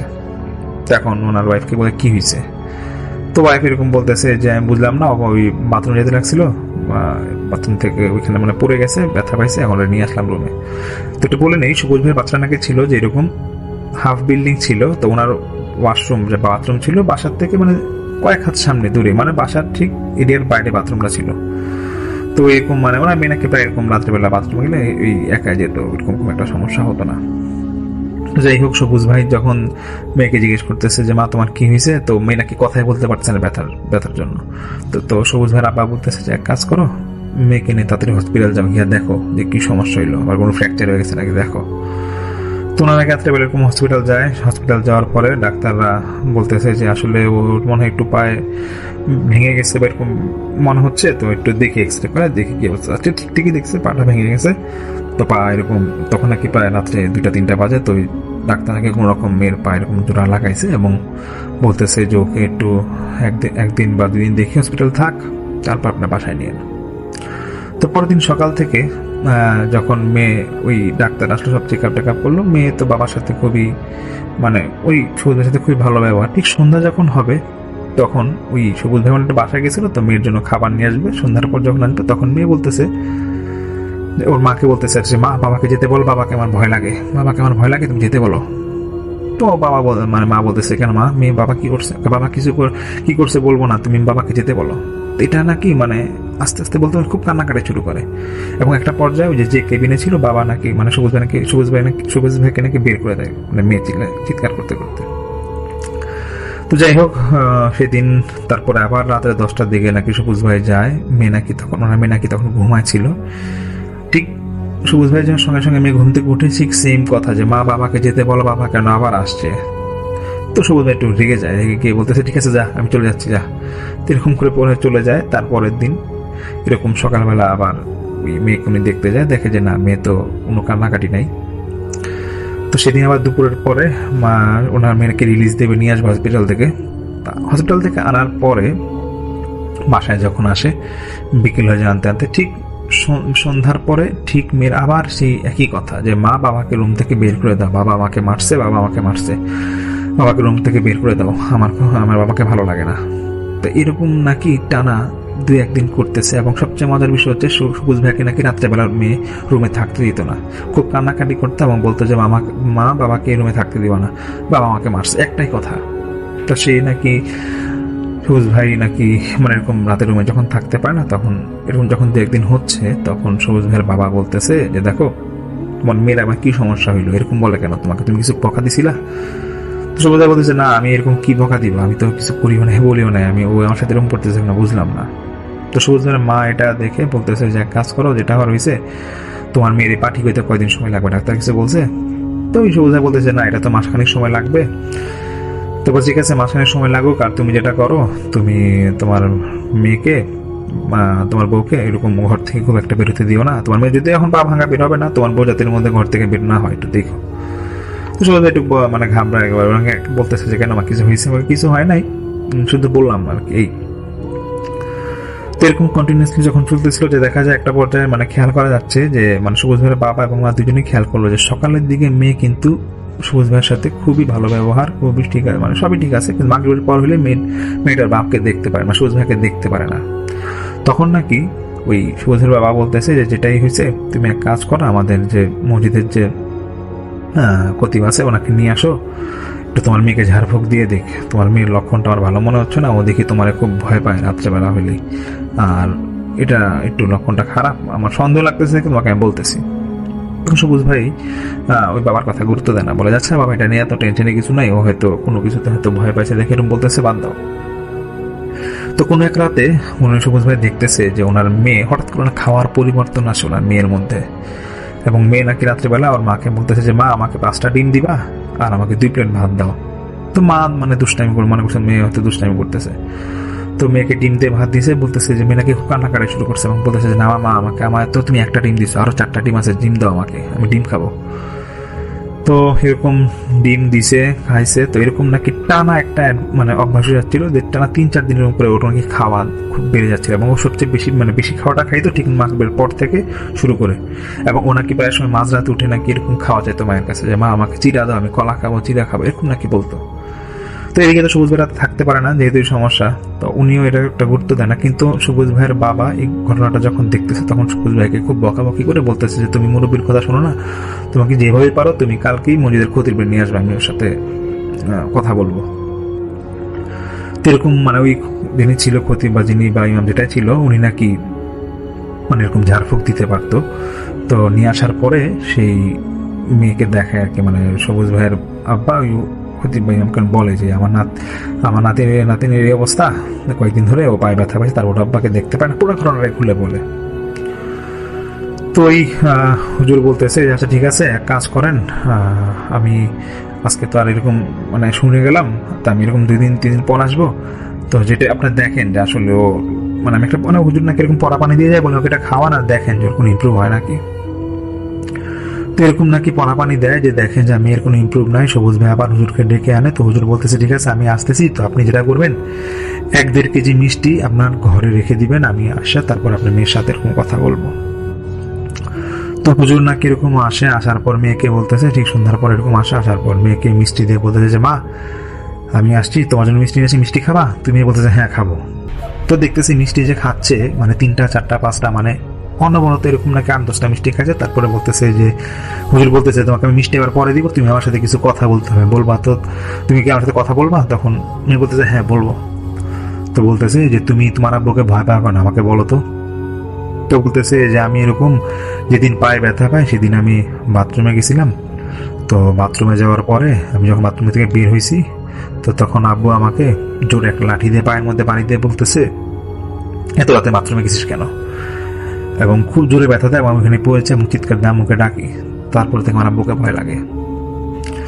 তো বলতেছে তুমি কি আরো মিষ্টি খাবা? তখন মেয়ে বলতেছে যে হ্যাঁ আমি মিষ্টি খাবো, মিষ্টি দাও, আমার মিষ্টি খুব ভালো লাগে। তো ওই হুজুর যেটা মানে সেদিন নাকি এসে পড়ে, তখন সবুজ সাহেব এবং ওনার আব্বাকে বলতেছে দেখেন আপনার মেয়ের দিকে মনে কোনো বদ নজর বা বদ জিনের একটা আসর পড়ছে, তো এটা তো তাড়াইতে হবে। তো এখন সবুজ ভাইকে বলে যে আপনার সম্বন্ধে কি এমন কোনো ঘটনা কখনো ঘটছিল যে আপনি রাস্তাঘাটে কোনো কিছুকে মানে কোনো প্রাণী বা কাউকে আঘাত করছেন, এরকম কিছু হয়েছে নাকি, এটা আমাকে মনে করে জানাবেন। তো সবুজ ভাই তো মনে না, উনি আর কিছু বলেও না। তো এটা একদিন পরে সবুজ ভাইয়ের মনে পড়ে এই ঘটনাটা, যে এরকম কুকুরকে ওই জন্য মাছ ধরতে কুকুরকে এরকম লাঠি দিয়ে মারছিল। তো হুজুরকে বলে যে হুজুর আমি তো এরকম লাঠি দিয়ে এক মাছকে এরকম মাছ ধরার সময় এরকম এক কুকুরকে পাইছিলাম, মারছিলাম লাঠি দিয়ে, কিন্তু মজার বিষয় হচ্ছে যে আমি কুকুরকে লাঠি দিয়ে মারছি নাকি, কিন্তু আমার বন্ধু আর দুইজন ছিল নাকি এরকম কোনো কুকুরকে দেখেও না, এবং ওই মুহূর্তে কুকুর খুব চিল্লাচ্ছিল, ওই কুকুরে কোনো চিল্লানোর আওয়াজ পায় নাই। তখন হুজুর বলে যে দেখেন যেটা হওয়ার হয়েছে হয়তো বড়দিনের আসর আছে, তো আপনার মেয়েকে একদিন আমি এর মধ্যে গিয়ে একটু ঝাড়ফুঁক দিব আর একটা বোতল দিব আপনাকে। বোতলটা আপনি যেখানে কুকুরটাকে লাঠি দিয়ে আঘাত করছিলেন সেখানে যেমনি পারেন আপনি মাটির নিচে বোতলটা পুঁতে আসবেন, আর কিচ্ছু করা লাগবে না। হ্যাঁ, তো এরকম হুজুর নাকি দু একদিন পর পরে যায় মেয়েটাকে নাকি এরকম যখন ওই আবার সেই মিষ্টি নিয়ে যায়, মিষ্টি খাওয়াচ্ছিল, এবং সবুজ সাহেবকে নাকি বলে রুমের লাইট বন্ধ করে দেন আর আপনারা কোনো ভয় পাবেন না, যে এখানে কথা বলার বলবে আপনি শুধু শুনে যাবেন আর একটা বোতল রাখবেন সাথে। তো এরকম ওই হুজুর যে বোতলটা রাখে মানে ওই সবুজ একটা বোতল নিয়েছে, বোতল ম্যানেজ করে দেয় হুজুর নাকি এরকম ওই মুহূর্তে মানে জিন আনার পর বলতেছে যে তুই আর কখনো মেয়েকে সমস্যায় ফেলবি না, আর যদি তুই সমস্যায় ফেলোস তাহলে কিন্তু তোরা কিন্তু মেরে ফেলবো, এরকম অনেক ভয় দেখা। তো হুজুর কথা বলতে বলতেই ওই সবুজ সাহেব এবং ওনারা নাকি সবাই যারা রুমে ছিল নাকি দেখে যে একটা নীল আলোর মতো নাকি ঘরের চারপাশে কোনার মানে লেজার লাইট যেরকম ঘুরে না, ওই যে চিকন আলো, এরকম নীল একটা আলো ঘরের মধ্যে ঘুরতেছিল, এবং এটা প্রচন্ড জোরে জোরে ঘুরতেছিল, এবং এটা হঠাৎ করে বোতলটার মধ্যে গিয়ে ঢুকে যায়। এটা বলার পরে হুজুর নাকি কি জানি সুটা পড়তেছিল এরকম। তো পুরোর সঙ্গে সঙ্গে বোতলটা আটকায়, হুজুর পরে লাইট জ্বালাইতে বলে এবং বলে যে আমি এক কাজ করবো, কালকে ফজরের পর ওই সবুজ সাহেবকে বলে এবং ওনার বাবাকে বলে যে আমি ফজরের পর ওই জায়গাটা যাবো যেখানে আপনার ছেলে কুকুর লাঠি দিয়ে মারছিল, তো আপনার দুজন আমার সাথে গেলে ভালো হয়, তাহলে আমরা তিনজন মিলে কি মাটিতে চাপা দিয়ে আসবো এই বোতলটা। তো ওনার এরকম মাটিতে চাপা দিয়ে আসে বোতলটা, এবং খুব ভালোভাবেই এটা মানে ছাপাতে যাতে না বের হতে পারে, মানে বোতলটা যাতে কেউ উঠতে না পারে। এবং হুজুর বলে যে দেখেন সমস্যা না, এরকম যদি 7 দিন যদি এই বোতলটা এরকম জায়গায় ঠিকভাবে থাকে, যে জিন আছে সে আরো কোনো ক্ষতি করতে পারবে না, ও যদি পরে বের হয়ে যায় বোতল যদি ফালায় তা কোনো ক্ষতি করতে পারবে না। আর শুধু ওই সবুজ সাহেবকে বলে যে আপনি একটা কাজ করবেন যে প্রতিদিন এসে একটু খেয়াল রাখবেন যে এখানে বোতলটা আবার কেউ উঠাই ফেলছে নাকি। তো সবুজ সাহেব নাকি এরকম প্রতিদিন এসে চেক করে যে না দেখে মাটি কেউ খুঁড়ে নাই, বোতলও কেউ উঠায় না। তো ঠিক 7 দিন পর থেকে নাকি ওনার মেয়ের যে পায়ের সমস্যাটা এবং ভালো হয়, এবং দেখতেছে যে না বাবার সাথে আবার আগের মতো ভালো ব্যবহার করে। তো তাও নাকি একটু সময় লাগছিল তো সুস্থ হইতে মেয়েটার। তো এটাই আর কি ঘটনাটা, সেটা যেটা আমাকে ওই ভাই মানে বলে, এটা আপনার কাছে শেয়ার করা। থ্যাংক ইউ সো মাচ আপনার ঘটনার জন্য, আপনাকে অনেক ধন্যবাদ। এবং আমরা চলে যাব আমাদের পরবর্তী অতিথির কাছে। আশা করছি যে তার যে শোনানো ঘটনাটা সেই ঘটনাটা আপনাদের ভালো লাগবে। গল্পটা অনেকদিন আগের আমার বড় ভাইয়ের সঙ্গে ঘটে যাওয়া একটি গল্প। এই গল্পটি আসলে আমার শেয়ার করার উদ্দেশ্য হচ্ছে বর্তমানের সময়ে খুব কাছাকাছি চলে আসতেছে গ্রীষ্মের একটা সময়, শীতের একটা সময়। তো এই শীতের সময় আসলে কি হয়, আমাদের কতটা সাবধান থাকা দরকার সেটা নিয়ে কিন্তু গল্পটি সাজানো হয়েছে। তাই আপনারা কিন্তু একটিও স্কিপ না করে সম্পূর্ণ গল্পটি শোনার চেষ্টা করবেন। আমার বড় ভাই রফিক, সে ঢাকায় থাকতো অনেক দিন থেকে। তো হঠাৎ করে তাকে বাড়ি থেকে ফোন দেওয়া হয় সে যেন যত শীঘ্রই সম্ভব তত শীঘ্রই বাড়িতে আসে, কারণ আমার দাদি খুব অসুস্থ, সে একমাত্র মৃত্যুর জন্য অপেক্ষা করছে। এমন কথা যখন আমার রুবেল ভাইকে জানানো হয় তখন রুবেল ভাই আর কোনো কিছু চিন্তা না করে সোজা পাড়ি দেন আমার দাদিকে দেখার জন্য। কিন্তু সে পাড়ি দিতে ইতিমধ্যেই একটি মানে বট গাছের নিচায় একটি নদীর সম্মুখীন হন। নদীটা অত বড় না আবার অত ছোট না, কিন্তু এই নদী পারাপারের জন্য শুধুমাত্র একটা নৌকাই আছে। এই একটি নৌকা দিয়েই মানে লোক ওই পাশে যায়, আবার ওই পাশ থেকে এ পাশে আছে। তো আমাদের রুবেল সাহেব হচ্ছে রুবেল ভাই, তিনি ঢাকা থেকে রওনা দিয়েছেন দুপুর দেড়টার দিকে, এবং তার প্ল্যান ছিল যে আসলে সে এখান থেকে করে মানে সব কিছু সেরে তারপর সে বাসায় যাবে। তো যেই কথা সেই কাজ, সব কিছু বাদ দিয়ে একদম সোজা চলে গেল বাড়ির দিকে। যখন আসলো, আসার পর আমাদের বাড়ি আসার ইতিমধ্যে একটি কিন্তু ছোট নদী পাওয়া যায়। এই নদীটার মধ্যে শুধুমাত্র একটা নৌকাই থাকে, সেটা আমি আগেই বললাম। তো ভাই তো অনেক রাতে এসেছে, রুবেল ভাই। তো সে আসলে এই নৌকা পারাপারের মানে নদীটা পারাপারের জন্য নৌকা খুঁজছিল, কিন্তু কোনোভাবে সে নৌকা পাচ্ছে না, এবং নৌকার যে মাঝি ছিল সেই মাঝিকেও পাচ্ছে না। তো এইরকম একটা দৃশ্য দেখে রুবেল ভাই অনেকটা ভয়ে আতঙ্ক হয়ে যায়, কারণ যার কাছে আশ্রয় নেবে সেই ভেবে সে এসেছে, সেখানেই নানা রকম বাধা। তাই আসলে তিনি বুঝতে পারতেছেন না যে আসলে তার কাছে এটা কি হবে। তো যেহেতু আমি আগেই বলছি যে এটা শীতের দিন, তো শীতের দিনে এই জন্য সে সিগারেট বের করে একটা সিগারেট খাইতে খাইতে সে আসলে টেনশন করে চিন্তা করতেছে যে আসলে এখন কি করা যায়। তারপরে আসলে সে দেখলো যে একটা নৌকা সাদা রঙের একজন মাঝি নিয়ে চালিয়ে আসতেছে এইদিকে। তো এমন সময় আসলে আমার ভাই জাকির দিল, ইশারা দিল যে মানে এদিকে যাবে, বা এই কাইন্ড অফ একটা যখন কথা বললো, তখন আসলে ওরা বুঝতে পারতেছিল না যে আসলে এখানে কি হবে বা কি হতে যাচ্ছে। তো যখন খানিকটা পর ওই যেই লোক আসলে এখানে বাসা ভাড়া নিতে আসছিল, এখন সে বাসা দিতে পাচ্ছে না, যেহেতু তার অন্য একটা বাসা দেখা লাগবে, এবং তাকেও কনভিন্স করতে হবে, এরকম একটা অবস্থা আর কি তার মধ্যে দেখা যাচ্ছে। তো একটা সময় দেখা গেল যে এই যে আমাদের যে এলাই ভাইয়ের অটোর যে ছোটো ভাই ড্রাইভ করে, তো আমি একটু দরকারে কালকে গেছিলাম, তো মানে আমার ভাই গেছিল, তো সে কোনোভাবেই সেটাকে ভুলতে পারতেছে না।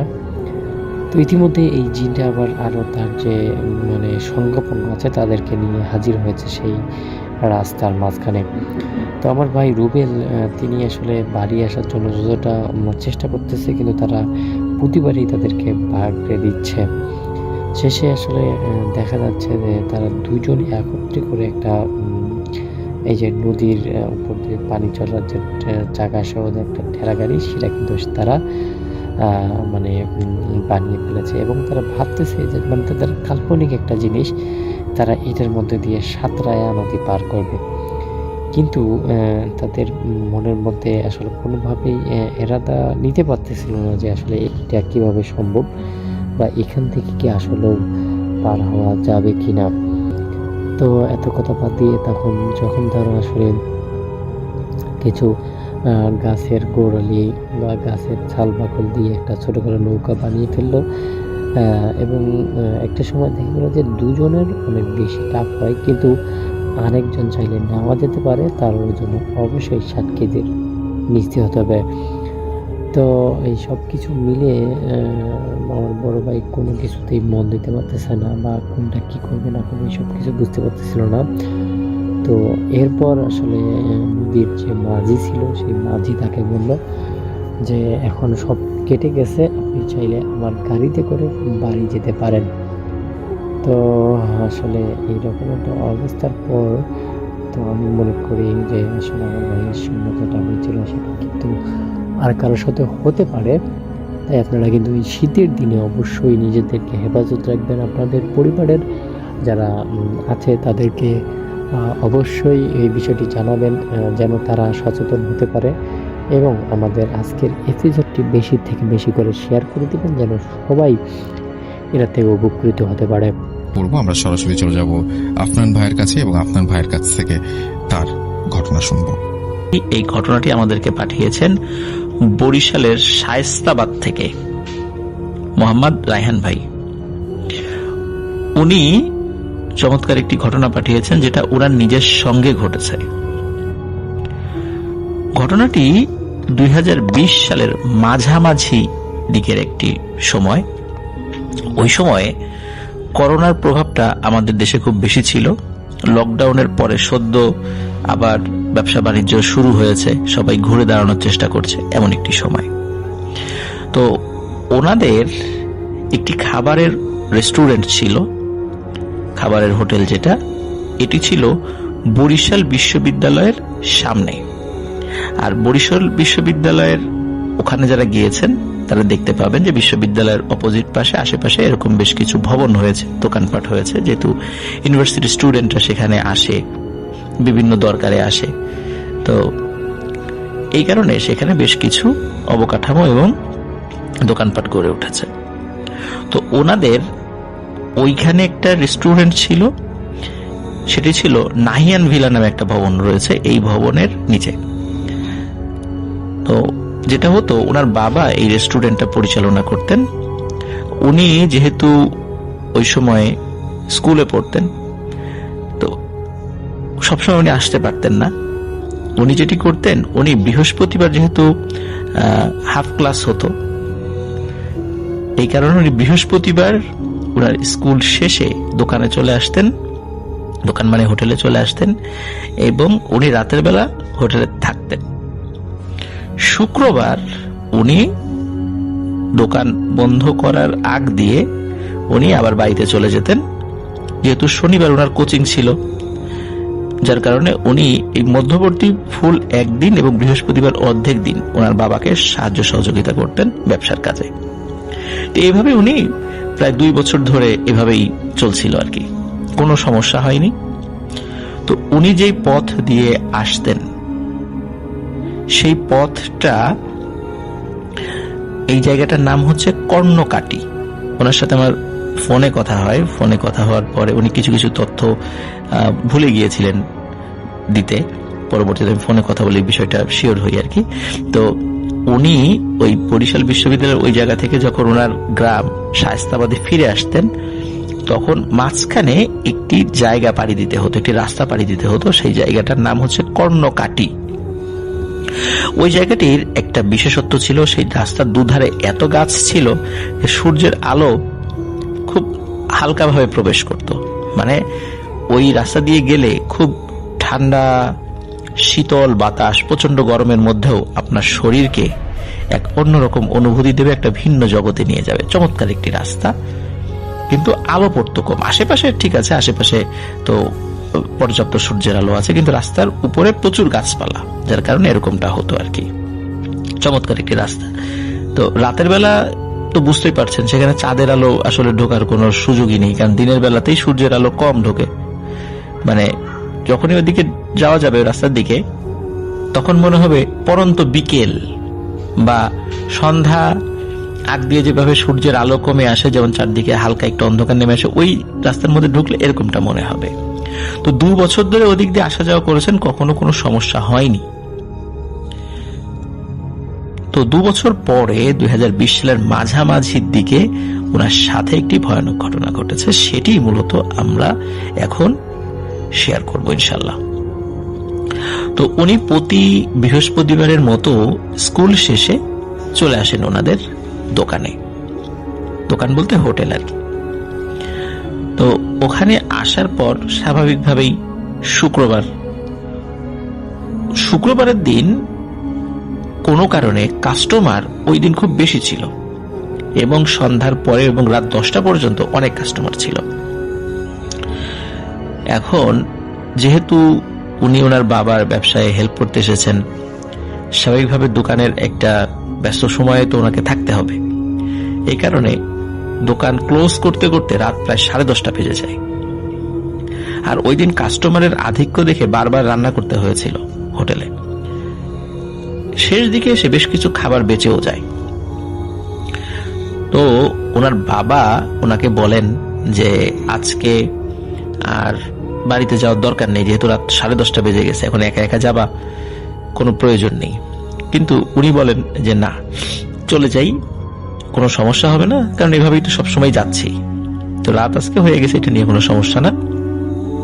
ওনার বাবা বারবার রিকোয়েস্ট করেন যে তুমি থেকে যাও আজকে, কিন্তু উনি বললেন যে না, কালকে কোচিং আছে, শনিবারের দিন, তো আজকে তো থাকলে হবে না।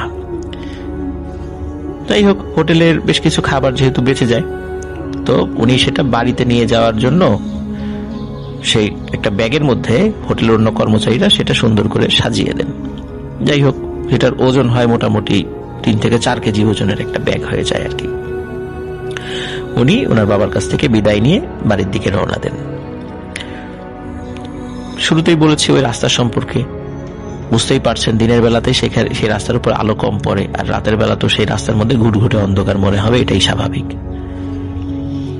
তো উনি যখন ওই রাস্তার কাছাকাছি এসেছেন, মানে কর্ণকাটির কাছাকাছি এসেছেন, তখন রাস্তায় পরিচিত 3-4 জন মানুষের সাথে তার দেখা হয়। তারা বলেন, কি রায়হান, এত রাত্রে কোথায় যাও? তখন রায়হান বলে যে জি, আসলে দোকানের ব্যস্ততার কারণে আজকে দেরি হয়ে গেল। বলে এত রাত্রে এদিক দিয়ে যেও না, ফিরে যাও, জায়গাটা রাতের বেলা যাওয়াটা নিরাপদ নয়। এখন উনি, বিশেষ করে রায়হান, উনি চিন্তা করেছেন যে নিরাপদ নয়, এখানে তো আমি তো এলাকার লোক, চোর ডাকাত কে আসবে, আর ছিনতাই করার মতো আমার কাছে তো কিছু নেই, একটা বাটনওয়ালা ফোন আছে আর এই খাবারগুলো আছে, তাছাড়া আর পিঠে হলো আমার বইয়ের ব্যাগ। ওই ব্যাগের মধ্যে আবার উনি কিছু কিছু কাপড় চোপড় নিয়ে আসতেন, যেহেতু ওই যে বৃহস্পতিবার নিয়ে আসতেন শুধু, যেহেতু বৃহস্পতিবার রাত থাকতেন, শুক্রবার চলে যেতেন, তো এইগুলা নিয়ে আর কি করবে?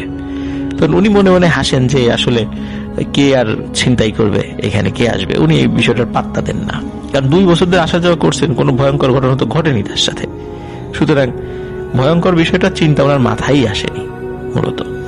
যাই হোক, উনি তাদের কথায় কর্ণপাত না করে সে হাঁটা ধরে। তো উনি যখন ওই রাস্তার মধ্যে চলে আসছেন, হেঁটে যাচ্ছেন, মোটামুটি মিডিলে চলে আসছেন, রাস্তাটা খুব যে বেশি অনেক লম্বা বিষয়টা এরকম না, তো মিডিলে চলে আসছেন। তো হঠাৎ করে মনে হলো ওনার কাঁধের উপরে, ওনার বাম কাঁধের উপরে কেউ হাত দিয়েছে, মানে হাত রাখে না, কাঁধের উপর অনেকে হাত রাখে পেছন থেকে, এরকম হাত রেখেছেন, এবং হাত রেখেই ক্ষান্ত হয়নি, যার হাতটা রেখেছে তার নখ বেশ বড় বড়, এবং ওই সময় কাঁধে হাত রাখার পর উনি হঠাৎ করে দাঁড়িয়ে যান, কি ব্যাপার, কে, কিন্তু পেছন দিকে ঘুরে তাকাননি।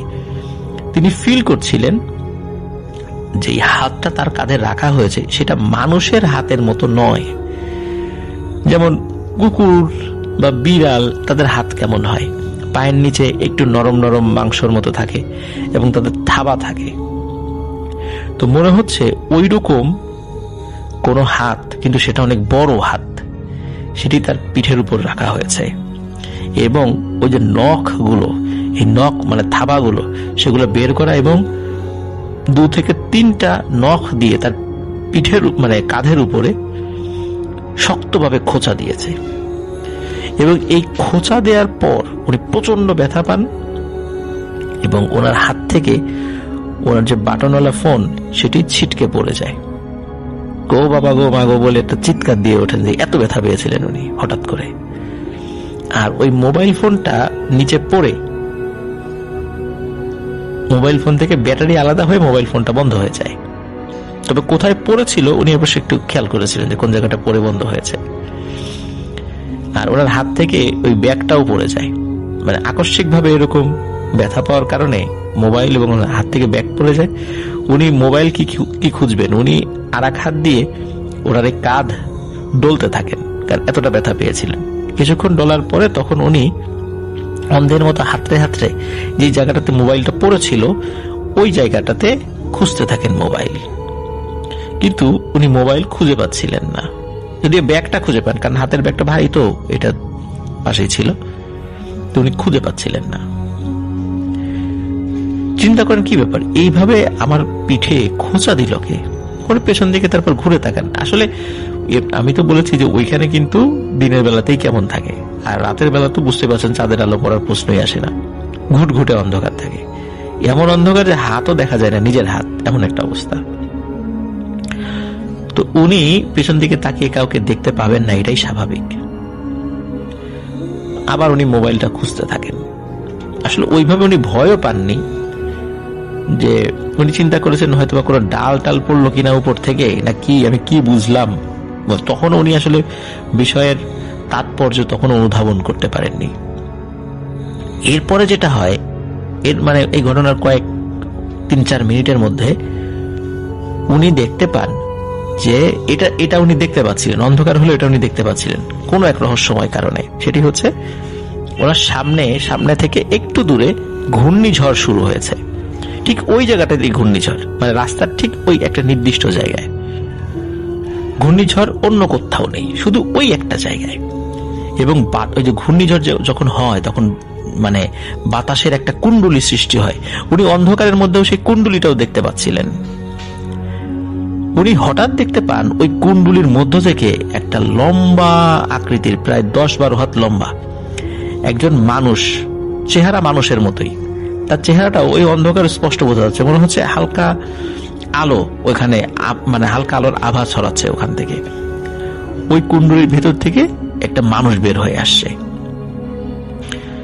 এবং মানুষটা বের হয়ে এসে এক হাত তার দিকে বাড়িয়ে দেয়, এবং রাবারের মতো ওই হাতটা লম্বা হতে থাকে। এবং উনি কিন্তু দৌড় দেওয়ার মতো কোনো অবস্থায় নাই, উনি কি করবেন, উনি 1 ইঞ্চি নড়তে পারছেন না ভয়ে ওখান থেকে। ওই হাতটা মানে লম্বা হয়ে ওনার গলা খামচে ধরে, এবং এমন ভাবে খামচে ধরেছে এবং চাপ দিয়েছে, ওনার মনে হচ্ছিল যে উনি ওখানেই শেষ হয়ে যাবেন। এবং শুধু যে গলা টিপে ধরেছে এমন না, ওই হাতের যে মানে নখ, এই নখ দিয়ে আবার তার গলার মাঝখানে চেপেও ধরেছে।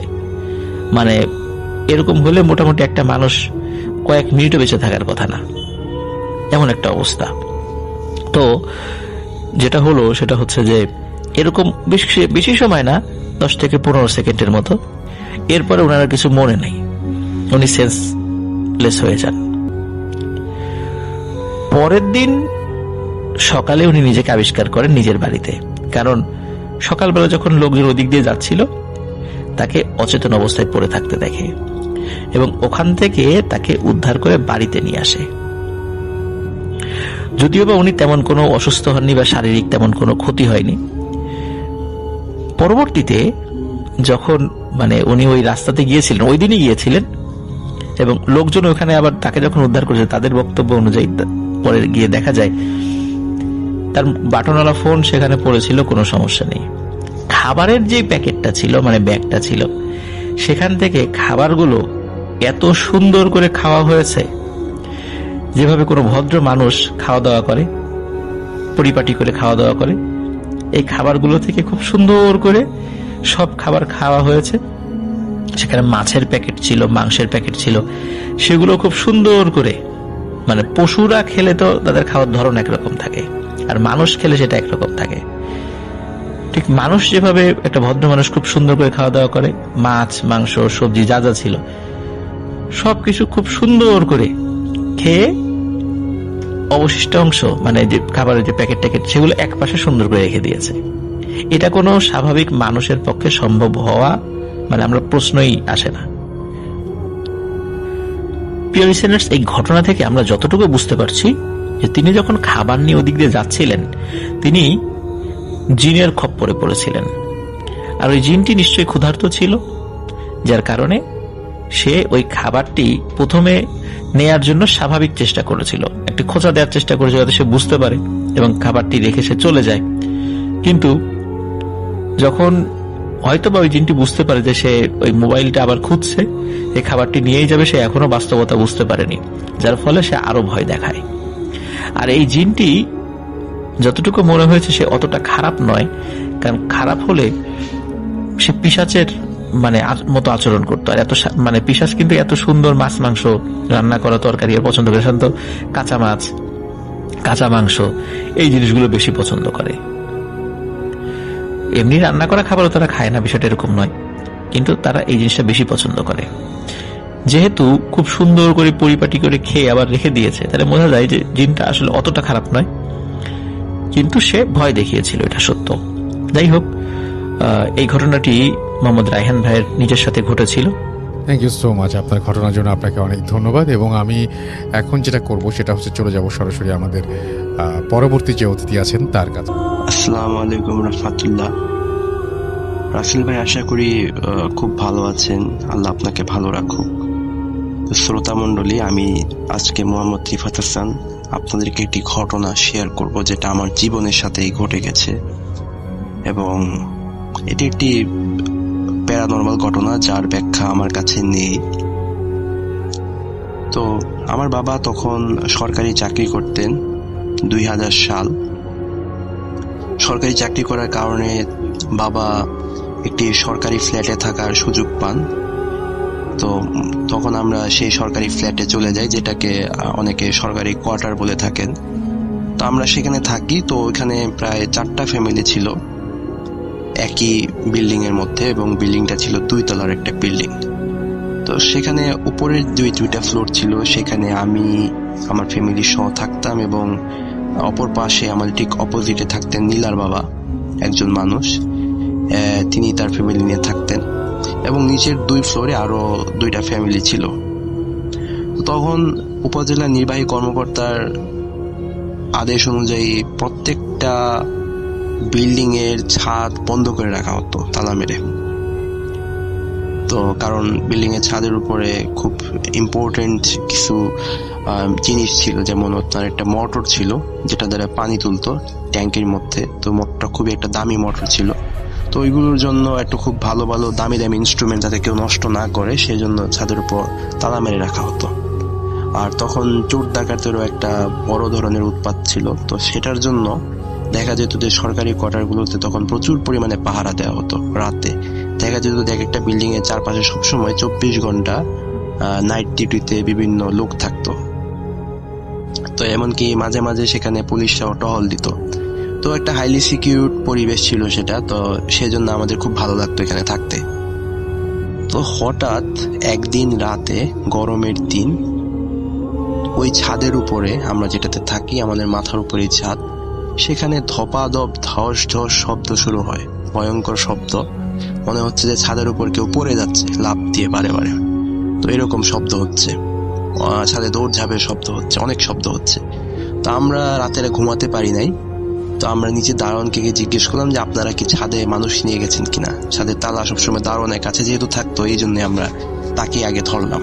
তো দারোয়ান বলল যে আসলে ভাই এরকম না, আমরা কখনোই ছাদে যাই না, এবং ছাদের চাবিটা সবসময় আমাদের কাছে থাকে এবং আমরা রেখে দিই।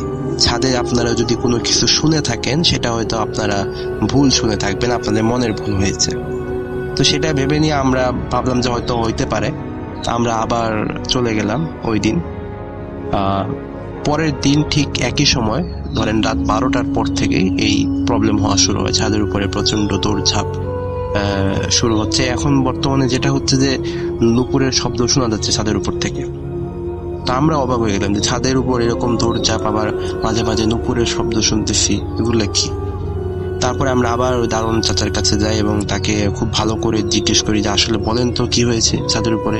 তো তিনি কিছুই বলতে পারেন না। তিনি বলেন যে আচ্ছা, বারবার আমার কাছে আপনারা নাও আসতে পারেন, আপনারা চাইলে এক কপি চাবি রেখে দেন আপনার কাছে, কারো কাছে, একজনের কাছে, এবং দায়িত্ব নিয়ে ছাদটা খুলে দেখবেন যে কি হয়। তো সেই মোতাবেক নীলার বাবা একটা চাবি নিয়ে রাখলেন। চাবি নিয়ে নীলার বাবা বললেন যে আচ্ছা ঠিক আছে, আমি গিয়ে দেখবো যে ছাদের উপর কি হয়। তো সেদিন নীলার বাবা একটা সিগারেট ধরালেন, সিগারেট ধরিয়ে সেটা টানতে টানতে তিনি ছাদের উপরে উঠলেন। তো সিঁড়ি বেয়ে ছাদের উপরে ওঠার পর তিনি যখন দরজা খুলতে যাবেন, তখন তিনি সেই সাউন্ডটা বুঝতে পারলেন যে ওখানে শব্দ হচ্ছে। তো তিনি দরজা খুললেন, খুলে তিনি যেটা দেখলেন খুবই অবাক হয়ে গেলেন দেখে। তিনি দেখলেন যে ছাদের উপরে আমাদের বাসার পাশে একটা কৃষ্ণচূড়া গাছ ছিল, যেটা প্রায় অনেক লম্বা, প্রায় আপনার এটা 6 থেকে 7 তলা একটা বিল্ডিং এর সমান লম্বা কৃষ্ণচূড়া গাছ। তো ওই গাছের উপরে একবারে উপরের দিকে 5টা মেয়ে, সাদা ফ্রক পরা মেয়ে, তারা বসে আছে গাছের উপরে। তারপর তাদের মধ্যে থেকে দেখলো যে একজন লাফ দিয়ে ছাদের উপর পড়ে গেল, পড়ে সেখানে সে হাঁটা শুরু করলো। আরেকজন লাফ দিল এবং সেও একইভাবে পড়লো এবং সে নাচা শুরু করলো। তো দেখলো যে একজনের পায়ে নুপুরও আছে। তো তিনি, তখন ছিল জ্যোৎস্না রাত, ঝকঝকে জ্যোৎস্না, সব দেখা যায়। তো তিনি দেখলেন ভালো করে, যে তাদের চেহারা দেখার চেষ্টা করলেন এবং তিনি দেখলেন যে লম্বা চুলের এই মেয়েগুলার চুলের যে রংটা ছিল সেটা বাঙালিদের মতো ছিল না। তাদের গায়ের রং, চোখ, কোনো কিছুই বাঙালিদের মতো ছিল না, বরং দেখতে অনেকটা ইউরোপিয়ানদের মতো দেখা যেত, ইউরোপিয়ান মহিলাদের মতো। তো এই যুবতী মেয়েগুলো এই ছাদের উপরে দৌড়ঝাঁপ করতেছে এরকম। তো এটা দেখার পর নীলার বাবা সিগারেট ধরালেন, ধরিয়ে তিনি দৃশ্যটা দেখার চেষ্টা করলেন ভালো করে, যে এর পরবর্তীতে কি হয়। তিনি কৌতূহল ভরে সেটা দেখতে থাকলেন এবং আস্তে আস্তে একটু ভয়ও পেতে থাকলেন যে এটা কারা, এরা কিভাবে আসলো এখানে। তো একটা কথা বলে রাখি যে নীলার বাবা কখনো প্যারানর্মাল এই বিষয়গুলোতে উনি বিশ্বাস করতেন না। তো তিনি ধরে নিয়েছিলেন যে এরা হয়তো কোনো একটা বিশেষ শ্রেণীর চোর টোর হবে যারা এখানে আসছে। তো তিনি তাদেরকে ধরার জন্য একটা লাঠি নিয়ে যখন তাদের কাছে অ্যাপ্রোচ করতে গেলেন, তখন তাদের মধ্যে থেকে একজন বলে উঠল যে দেখ দেখ, শালা আগুন নিয়ে আসছে আমাদেরকে মারার জন্য, ধর শালাকে ধর। এগুলো বলা শুরু করলো তারা নিজেদের মধ্যে। এবং তখন নীলার বাবা ছাদের মাঝখানে ছিল, তাকে ধরার জন্য তারা দৌড়ে এই নীলার বাবার কাছে আসা শুরু করলো। তো নীলার বাবা এটা দেখে খুব ভয় পেয়ে গেলেন। তাদের গলার আওয়াজ শুনে এত জোরে জোরে বলতেছিল, মাইকের মতো শব্দ করে বলতেছিল। তো এটা শুনে তিনি খুব ভয় পেয়ে গেলেন। তিনি দেখলেন যে তারা তাদের মুখ বের করে ফেলছে এবং মুখ থেকে দেখা যাচ্ছে যে লম্বা লম্বা দাঁত আছে, তাদের চিকন চিকন লম্বা লম্বা দাঁত। ওগুলো দিয়ে তারা নীলার বাবাকে কামড় দেওয়ার চেষ্টা করতেছিল, দৌড়িয়ে আসতেছিল তার কাছে। তো নীলার বাবাও খুব জোরে একটা দৌড় দিলেন। তিনি দৌড় দিয়ে ছাদের উপরে যে সিঁড়ি ছিল, সিঁড়ি দিয়ে নামার চেষ্টা করলেন এবং একটা সময় সিঁড়ির মধ্যে কোনো একটা জায়গায় হোঁচট খেলেন এবং সিঁড়ি থেকে তিনি পড়ে গেলেন। পড়ে গিয়ে খুব ব্যথা পেলেন এবং ওই জায়গাতে তিনি বেহুশ হয়ে গেলেন পড়ে যাওয়ার পর। তো আমরা এই শব্দগুলা শুনলাম। শব্দগুলা শোনার পর আমরা নীলার বাবার কাছে গেলাম। তো তিনি অনেকক্ষণ পর তার জ্ঞান ফিরল এবং খুবই ইনজুর্ড অবস্থায় ছিলেন। তারপর তাকে হসপিটালে নেওয়া হলো এবং পরের দিন সকালে তিনি আমাদের এই পুরা ঘটনাটা বললেন। তো আমরা ভাবলাম যে হয়তো উনি কি না কি বলছেন, তখন আমাদের বিশ্বাস হয়নি বিষয়টা। তো যাই হোক, ওই দরজাটা পরে আর কেউ খুলেনি, ওটা খুবই ভালো করে বন্ধ করে দেওয়া হলো, ছাদের দরজাটা তালা দিয়ে। তা আমাদের বিশ্বাস না হলো, পরবর্তীতে আমরা বিষয়টা বিশ্বাস করি, কারণ এর কয়েকদিন পর দেখা গেল যারা উপরের ফ্লোরে ছিল সবার জানালাতে ধপাধপ শব্দ শুরু হতে থাকলো। মনে হতো যে জানালার মধ্যে কেউ থাপ্পড় দিচ্ছে, এরকম একটা শব্দ হতে থাকলো। তো এই থাপ্পড়ের শব্দ শুনে, এই থাপ্পড়টা শুরু হতো রাত 12টার থেকে। তো এই থাপ্পড়ের শব্দ শুনে আমরা খুবই বিরক্ত হয়ে গেছিলাম এবং আমরা দারোয়ানকে বলতাম যে কে এই কাজটা করে। তো আমরা এটা খুবই কনসার্ন হয়ে গেলাম। আমরা তারপর উপজেলা নির্বাহী অফিসারকে জানালাম যে এরকম ঘটনা হচ্ছে, কেউ আমাদেরকে এভাবে অ্যাটাক করতেছে, আপনি এখানে পুলিশ মোতায়েন করেন। তো তিনি কথা মতো ওখানে পুলিশ মোতায়েন করলেন, সিকিউরিটি বাড়ালেন। কিন্তু এরপরেও এত সিকিউর থাকা অবস্থাতেও দেখা গেল যে এই ঘটনাটা হচ্ছে। আমাদের জানালাগুলোতে এরকম খুব জোরে জোরে থাপ্পড় দিত কেউ। তো আমরাও খুব বিরক্ত হয়ে যেতাম এবং প্রতিদিনই রাত 12টার পর থেকে এই ঘটনাগুলো হতো। এবং তারপরে কিছুদিন পরে আবার ছাদের সেই যে ঘটনাটা, ছাদের উপর ধপাধপ শব্দ, সেটাও বেড়ে গেল। তো এরকম প্রচন্ড শব্দ, ধপাধপ শব্দ, এইগুলোর পরে আমরা আসলেই অনেক ভয় পেয়ে গেলাম। তো যাই হোক, তারপরে একদিন হুজুর আসলেন। ওনাকে আমরা ভাবলাম যে হয়তো হুজুর যদি কিছু করতে পারেন, কারণ তখন আমাদের কাছে মনে হয়েছিল যে বিষয়টা হয়তো প্যারানর্মাল কিছু হবে। তো হুজুর আসলেন এবং তিনি একটা পানি টানিতে কিছু পরে সেটা বাড়ির চারপাশে ছিটিয়ে দিলেন। বাস কয়েকদিন শব্দ বন্ধ হয়ে গেল কয়েকদিনের জন্য। তো মাঝখানে খুব বড় একটা লোডশেডিং হলো। আমার বাবা চিন্তা করলেন যে আজকে যেহেতু লোডশেডিং, তাই সব জানালা খুলে ঘুমাবেন। তো ঠিক তার বেডের পাশে একটা জানালা ছিল, তিনি সেটা খুলে ঘুমাতে থাকলেন এবং রাত 1টার সময় একটা ভয়ঙ্কর ঘটনা হলো। আমার বাবা ঘুমিয়েছিলেন, তো ঘুমের মধ্যে ওই জানালার বাইরের থেকে একটা লুমস কিছু একটা বাবার ডান হাত ধরে জোরে টান দিল। টান দিয়ে তাকে জানালার বাইরে নিয়ে যাওয়ার চেষ্টা করতেছিল। তা আমরা দেখলাম যে জানালার বাইরে কিছু একটা তাকে টানার চেষ্টা করতেছে। তো বাবা ওখানে চিল্লানি শুরু করলো, তখন মাও সেখানে চলে আসলো। তো ওই জিনিসটার থেকে তাকে ছুটানোর চেষ্টা করলো। তো আমিও সেখানে ছিলাম, নিজের চোখে দেখলাম যে একটা লম্বা লোমশ হাত, লম্বা লম্বা নখ ছিল ওটা বাবাকে বাইরে টেনে নিয়ে যাওয়ার চেষ্টা করতেছে। কিন্তু somehow this thing failed। তো তারপর আমরা যখন লাইট নিয়ে ওটার মুখে লাইট ধরার চেষ্টা করলাম, তখন দেখলাম যে ওটা আর ওখানে নেই। হঠাৎ করে হাওয়ায় মিলিয়ে গেল, কেমন ধোঁয়ার মতো সেটা উধাও হয়ে গেল। তো আমরা খুব ভয় পেয়ে গেলাম। বিষয়টা দেখার পর আমরা খুবই ভয় পেয়ে গেলাম। এর 3 থেকে 4 দিন পর আরো একটা ভয়ঙ্কর ঘটনা হলো। তখন আমি আর আমার ভাই বাসায় ছিলাম। আমার বাবা মা দুজন গ্রামে গিয়েছিলেন ধানের কাজ করার জন্য। তো আমরা বাসায় ছিলাম এবং হঠাৎ রাতে আমি শুনলাম যে, আমি ভাইয়ের সাথে ঘুমিয়েছিলাম, তখন শুনলাম যে একটা শব্দ হচ্ছে, আমাদের গোসলখানায় একটা শব্দ হচ্ছে। তো একটু পরে আমি ভালো করে শুনলাম, বুঝতে পারলাম যে একটা কেউ হয়তো শাওয়ার জুড়ছে।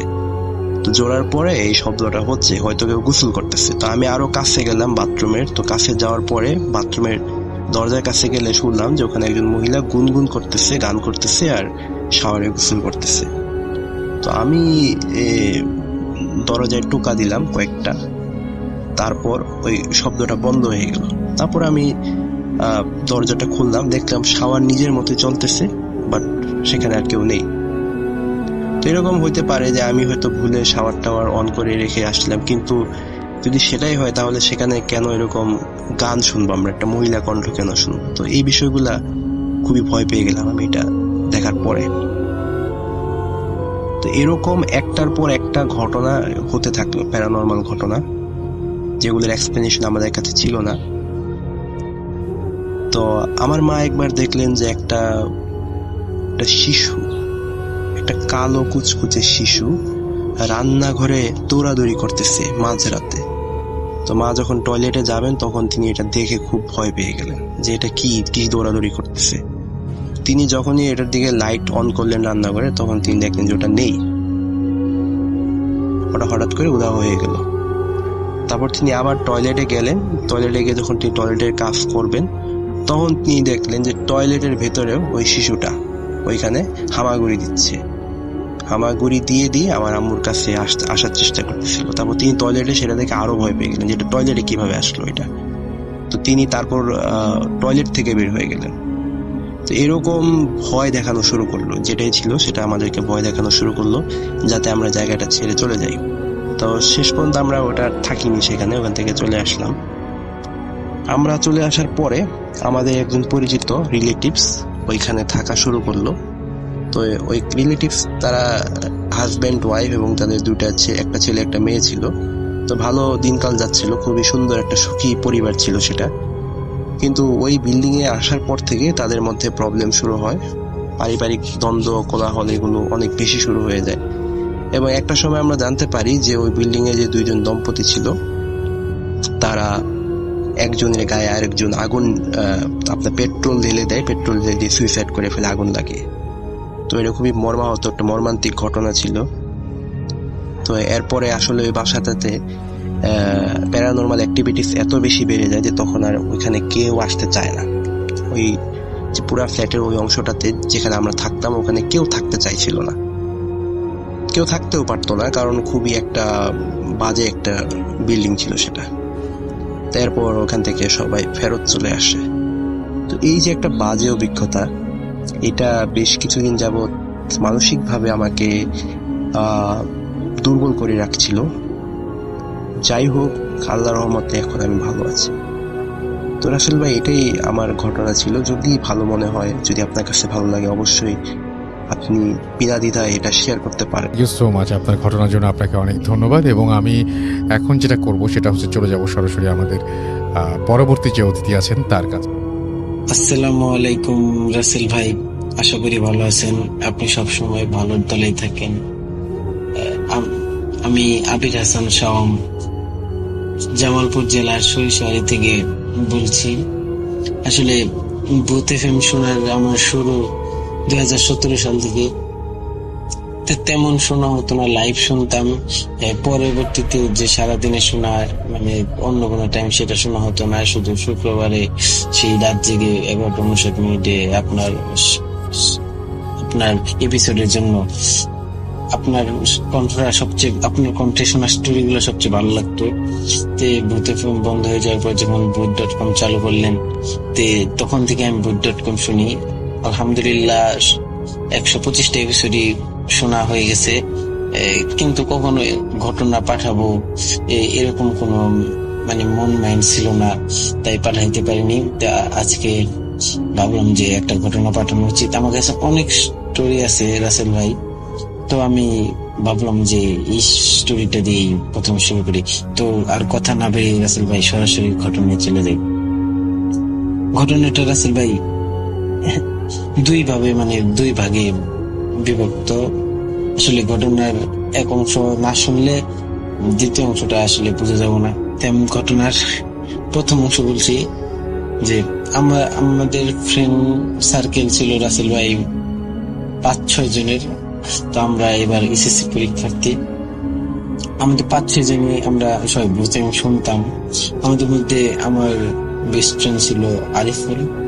তো রাসেল ভাই আরিফুলের বাড়ি ছিল একটু মানে আমরা একটু উন্নত এলাকায় থাকলেও আরিফুলের বাড়িটা ছিল আপনার একটু কি বলে চর এলাকায়, মানে গাড়িতে যাওয়ার পরও আর আপনার 20-30 মিনিট হাইটে যাওয়া লাগতো।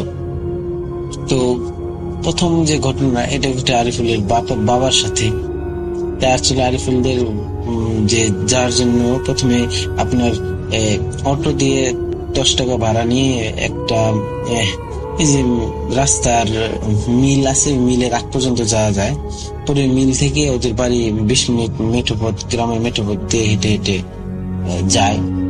তো রাসেল ভাই যখন আরিফুলের বাবা যেহেতু একজন ব্যবসায়ী, তো তিনি কাজে ব্যস্ত ছিলেন।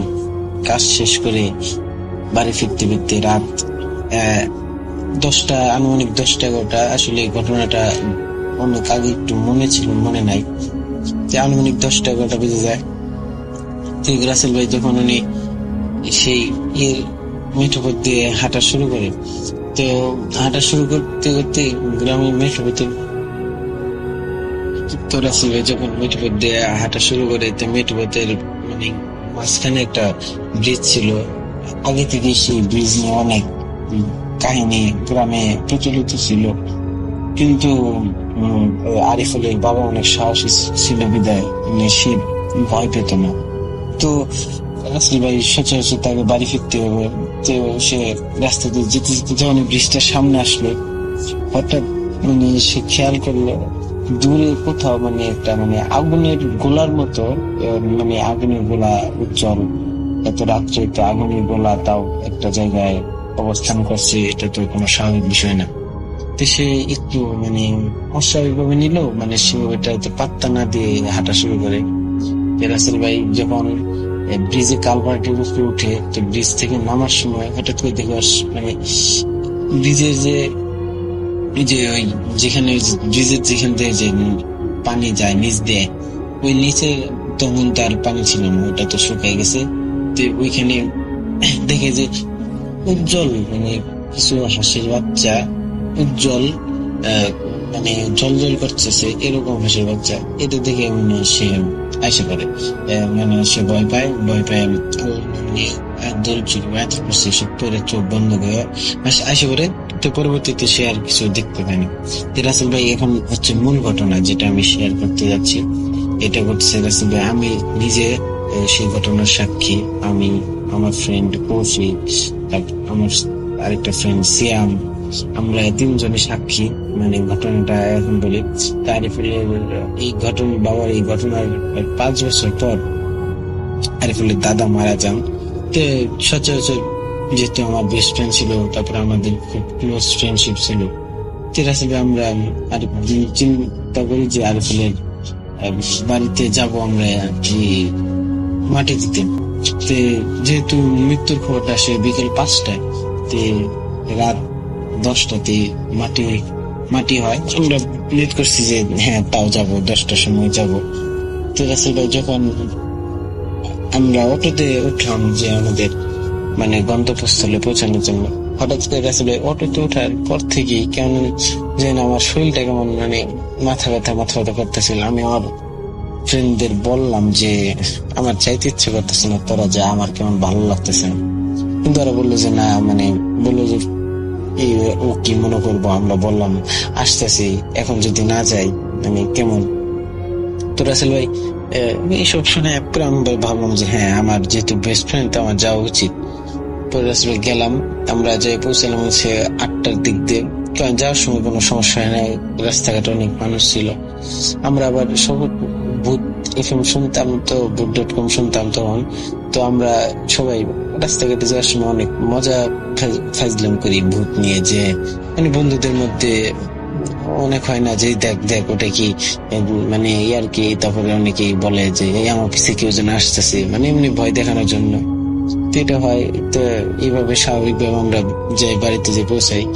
মাটি যেহেতু জানেন রাসেল ভাই জানাজারের সময় 10টা দিছে, কিন্তু জানাজারে তখন কে লাশ ধুয়ে আয়নে, তারপরে আত্মীয় স্বজনেরা কিছু বলে, মাপ ঠাপ চায় না, এটা নিয়ে একটু সময় পার হয়। তারপরে নামাজ পড়ে মাটি দিয়ে আসা, এসব করতে করতে 10:30 বেজে যায়, এবং আস্তে আস্তে আমাদের মানে রওনা দিতে 11টা বেজে যায় রাসেল ভাই। আরিফুল অনেক রিকোয়েস্ট করে যে থাক, আজকে যাওয়ার দরকার নেই, আমার বাড়িতে থাক। কিন্তু রাসেল ভাইয়ের মধ্যে বলে আমরা 5 জন গেছিলাম, 2 জন রাসেল ভাই লাশ দেখে এসে পড়ছে 8টার দিক দিয়ে, ওদের 8:30টার দিক দিয়ে এসে পড়ছে। ওদের মানে এইসব এত রাত করে যাওয়ার অভ্যাস নেই, খুব ভয় পায়। তা আমরা 3 জন ছিলাম, আমি কৌশিক সিয়াম। রাসেল ভাই আমরা আসা, তো আমরা নিয়ত করে যাই এসে পড়বো একটু মানে আমরা যে যখন নিয়ত করি, আমরা যে ব্রিজের আগের একটু বর্ণনা দিই রাস্তার, মানে রাস্তার পাশে একটা স্কুল ছিল, 2 তলা মানে প্রাইমারি স্কুল। তার সাইডে নদীর পানি একটু শুকাই গেছে, নদীর পার অনেক লম্বা দেখা গেছে, আর রাস্তাটা নদীর পার দিয়ে। আর বাম পাশে হইতেছে আলুর ক্ষেত, অনেক দীর্ঘ আলুর ক্ষেত। তো রাসেল ভাই আলুর ক্ষেত এবং মানে এক একটা বাড়ির দূরত্ব অনেক, মানে এক বাড়ি থেকে যদি কেউ বিপদে পড়ে আরেক বাড়ির লোকের জানার সম্ভাবনা খুবই কম। তো এরকম একটা জায়গা থেকে আমরা আসছি। তো আসার সময় আমাদের মধ্যে আমি সবচেয়ে মানে ভীতু ছিলাম, সত্য কথা বলতে। তো রাসেল ভাই আমরা যখন শুরু করি আসার মানে আমরা স্কুল পর্যন্ত আসি, তখন কিছু হয় না। হঠাৎ করে সিয়াম বলে যে আমার শরীরটা কেমন ভার লাগতেছে। রাসেল ভাই আমরা সিয়ামকে মানে তখন বলি যে ইয়ার কি করিস, আসার সময় ইয়ার কি করলি, 5 জন ছিলাম, এখন 3 জন, ইয়ার কি করিস না, ভয় পেয়ে গেলে ঝামেলা হবো। সিয়াম বলতেছে না সত্যি আমার মানে ভালো লাগতেছে না। তো আমি একটু হাঁটার পর আমারও রাসেল ভাই কেমন যেন মনে হলো আমার শরীরটা ভার হয়ে আসছে, কেমন মানে হাঁটতে কিরকম কষ্ট লাগতেছে, মাথা ব্যথা এরকম কিছু। তো আমরা যখন স্কুলটা পার হই, হঠাৎ করে আমার চোখ যায় পিছনে। হঠাৎ করে চোখ যখন যায়, আমি জাস্ট থমকে যাই জিনিসটা দেখে। স্কুলের ছাদে মানে সাদা কিছু মানে এক ঝলক দেখা যায়, ওদের আমি আর কিছু দেখতে পারিনি, শুধু চোখ দুটো দেখতে পাচ্ছি রাসেল ভাই। সেই চোখ দুটো হইতেছে লাল টকটকা, মানে মনে হয় রাগান্বিত চোখ আমার দিকে তাকিয়েছে। এটা দেখে আমি মানে রাসেল ভাই কুশিকার, মানে আমি প্রায় সেন্সলেস অবস্থায়, মানে আমি কথা বলতে পারতেছি না।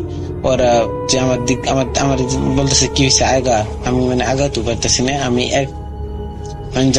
আমি শক হয়ে গেছি। তো হঠাৎ করে আমি যখন চোখের পলকটা পরে, আমি তারপরে আর কিছু দেখতে পাইনি। আমি না হইলেও রাসেল ভাই 5 থেকে 6-7 সেকেন্ড ওইটার দিক তাকাইছিলাম, এবং আমার গায়ের লোম দাঁড়িয়ে গেছে আমার, মানে হঠাৎ করে মানে শরীরের ভিতর দিয়ে ভয় স্রোত বয়ে গেল। তো সেখান থেকে ওরা পরে তো আমি আয়তাল কুরসি এইসব পরে আসলাম। আসার পরে কালভার্টের সামনে যখন আসলাম ব্রিজটা, তো হঠাৎ করে রাসেল ভাই ব্রিজের নিচ থেকে আমার মানে একটা শব্দ আসলো, মানে ব্রিজের নিচে কেউ যদি ওই লাফালাফি করে যেরকম শব্দ হয়, মানে কাদা মাটির উপর লাফালাফি করলে এরকম শব্দ আসলো। তো এটা শুনে আমরা তিনজনে ভয় পেয়ে গেছি। ভয় পেয়ে যে মানে তাও আমাদের তো বাড়িতে ফিরে যাইতো, পিছনে যার সাহস নেই। পিছনে আর দুইজন গেল, আমি যাইতাম না। আমি বলে দিই যে আমি খুব ভয় পেয়েছি, আমি পিছনে যাবো না, আমি গেলে সামনেই যাবো। তো ওরা বললো যে আচ্ছা তিনজন আছি কিছু।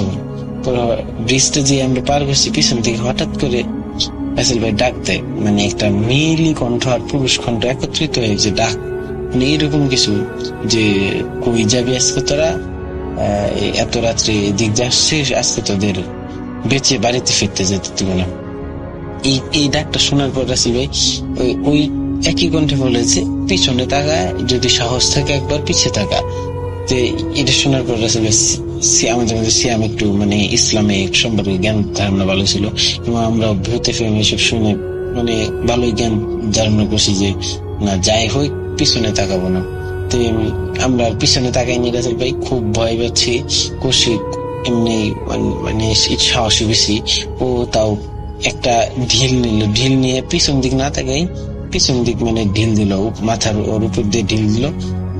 কিছু হলো না। একটু করে যাওয়ার পর মানে আশেপাশে বুঝছেন রাসেল ভাই যে প্রচুর ঝড় শুরু হলো। এই অবস্থায় হঠাৎ করে আমরা মানে খুবই ভয় পেয়ে গেছি। আমি জানি না মানে কতটা খারাপ বজ্জিন ছিল রে, মানে হয়তো আমরা তোর কোনো ক্ষতি করিনি, কিন্তু কিসের জন্য যে আমাদের ই করছে এটা জানি না। এইভাবে সিয়াম বললো যে আমরা তো তোর কোনো ক্ষতি করিনি, আমাদের আটকাচ্ছিস কেন, আমাদের যেতে দে। না, তোরা এত রাত্রে আমার রাস্তা আটকেছিস, আমার রাস্তায় ঝামেলা করেছিস, তোদের আজ বেঁচে ফিরতে দেবো না। তো এই বলে সিয়াম আর আমি জোরে জোরে আয়াতুল করছি মানে পড়া শুরু করলাম। তো হঠাৎ করে দেখি ঝড় থেমে গেল, আল্লাহর রহমত। পরে আমরা তিনজন বললাম যে না এইভাবে আর যাওয়া সম্ভব না, দৌড় দিই। পরে দৌড় দিছি, দৌড় দিয়ে অর্ধেক রাস্তা আসছি, মানে মানে যে জায়গায় অটো পাওয়া যায় ওই জায়গা পর্যন্ত আসার অর্ধেক রাস্তা আসছি। হঠাৎ করে আবার মানে মনে হচ্ছে পিছন থেকে প্রচুর কুকুর ঘেউ ঘেউ ঘেউ ঘেউ করতেছে। তো এইটা শুনে মানে কুকুরের ঘেউ ঘেউ শুনেও আমরা বুঝে গেছি যে না এত রাত্রে মানে তাও একসাথে 20-30টা কুকুর ঘেউ হলে যেরকম তাও ক্ষীণ সুর আসতেছে, এটা মানে কোনো স্বাভাবিক কিছু না। তো আমরা বলি যে না এখন আর পিছনে তাকাবো না, যা হবার হবে সামনে দৌড় দেবো। তো রাসেল ভাই সামনে দৌড় দিয়ে আল্লাহর রহমতে রাস্তায় একটা জেলেকে পাই, মানে রাত্রে মাছ ধরার জন্য বেরিয়েছে। ওনাকে বলি যে চাচা আমরা তো ভয় পাইছি, তাই আমাদের একটু আগাই দেন। পরে জেলে আমাদের আগাই দেয় রাস্তা পর্যন্ত, এবং আমরা অটো নিয়ে বাড়ি ফিরে আসার পথে আমরা বাড়িতে না এসে আমাদের বাড়ি ফিরে আসার পথে একটা মাদ্রাসা ছিল, ওই মাদ্রাসার হুজুরের কাছে যাই। তো হুজুর আমাদেরকে বলেন যে আজকে রাত্রে তোমরা বাড়িতে যাও না, তোমাদের পিছনে খারাপ কিছু আছে, এটা তোমাদের পিছু নিছে, মানে তোমাদের ক্ষতি করতে চায়। তো আমরা বললাম যে হুজুর আমরা কি করছি? পরে তোমরা আমাদের একটু সময় দাও, আমি জানাচ্ছি। পরে হুজুর একটা আলাদা রুম থেকে আসলেন, এসে বললেন যে এটা হইতেছে একটা মানে কি বলে ওই যে পিশাচ টাইপের যে খারাপ জিনগুলো আছে না, ওই যে ওরকম টাইপের। এটা মানে অকারণে মানুষের ক্ষতি করে, মানুষকে ভয় দেখায়। তো হুজুরের মানে আল্লাহর রহমতে হুজুরের পালিত জিন দ্বারা ওই জিনকে মানে পিশাচ ওই খারাপ জিনটাকে হুজুর দূর করতে সক্ষম হয়েছেন। এবং আমাদের একটা তিন গ্লাসের অর্ধেক করে পানি দিলেন, পানি কিছু দোয়া কালাম করে মানে পানি পরে দিয়ে, যেটা বলে আমাদের ভাষায় পানি পরে ওটা খাইতে দিলেন, ওটা খাইলাম। খাওয়ার পরে রাত্রে মাদ্রাসাতেই কাটালাম, তেমন কোনো সমস্যা হয়নি। তারপর রাসেল ভাই আমরা আল্লাহর রহমতে সকালে বাড়ি ফিরে আসি। বাড়ি ফিরে আসার পর তিনজনেরই খুব জ্বর আসে, আমি জ্বরে 7 দিন বিছনায় শুয়েছিলাম। তো এটা আমার সাথে ঘটে গেছে খুবই মানে এই ঘটনার পর আমার আর মানে কখনো রাত্রে বাইরে হওয়ার মতো সাহস হয় নাই। আমি এখনো প্রাইভেট থেকে আসার সময় আম্মু বা আব্বু যে কেউ আমাকে মানে প্রাইভেট থেকে আনে, তো রাসেল ভাই, এই ছিল আমার স্টোরি।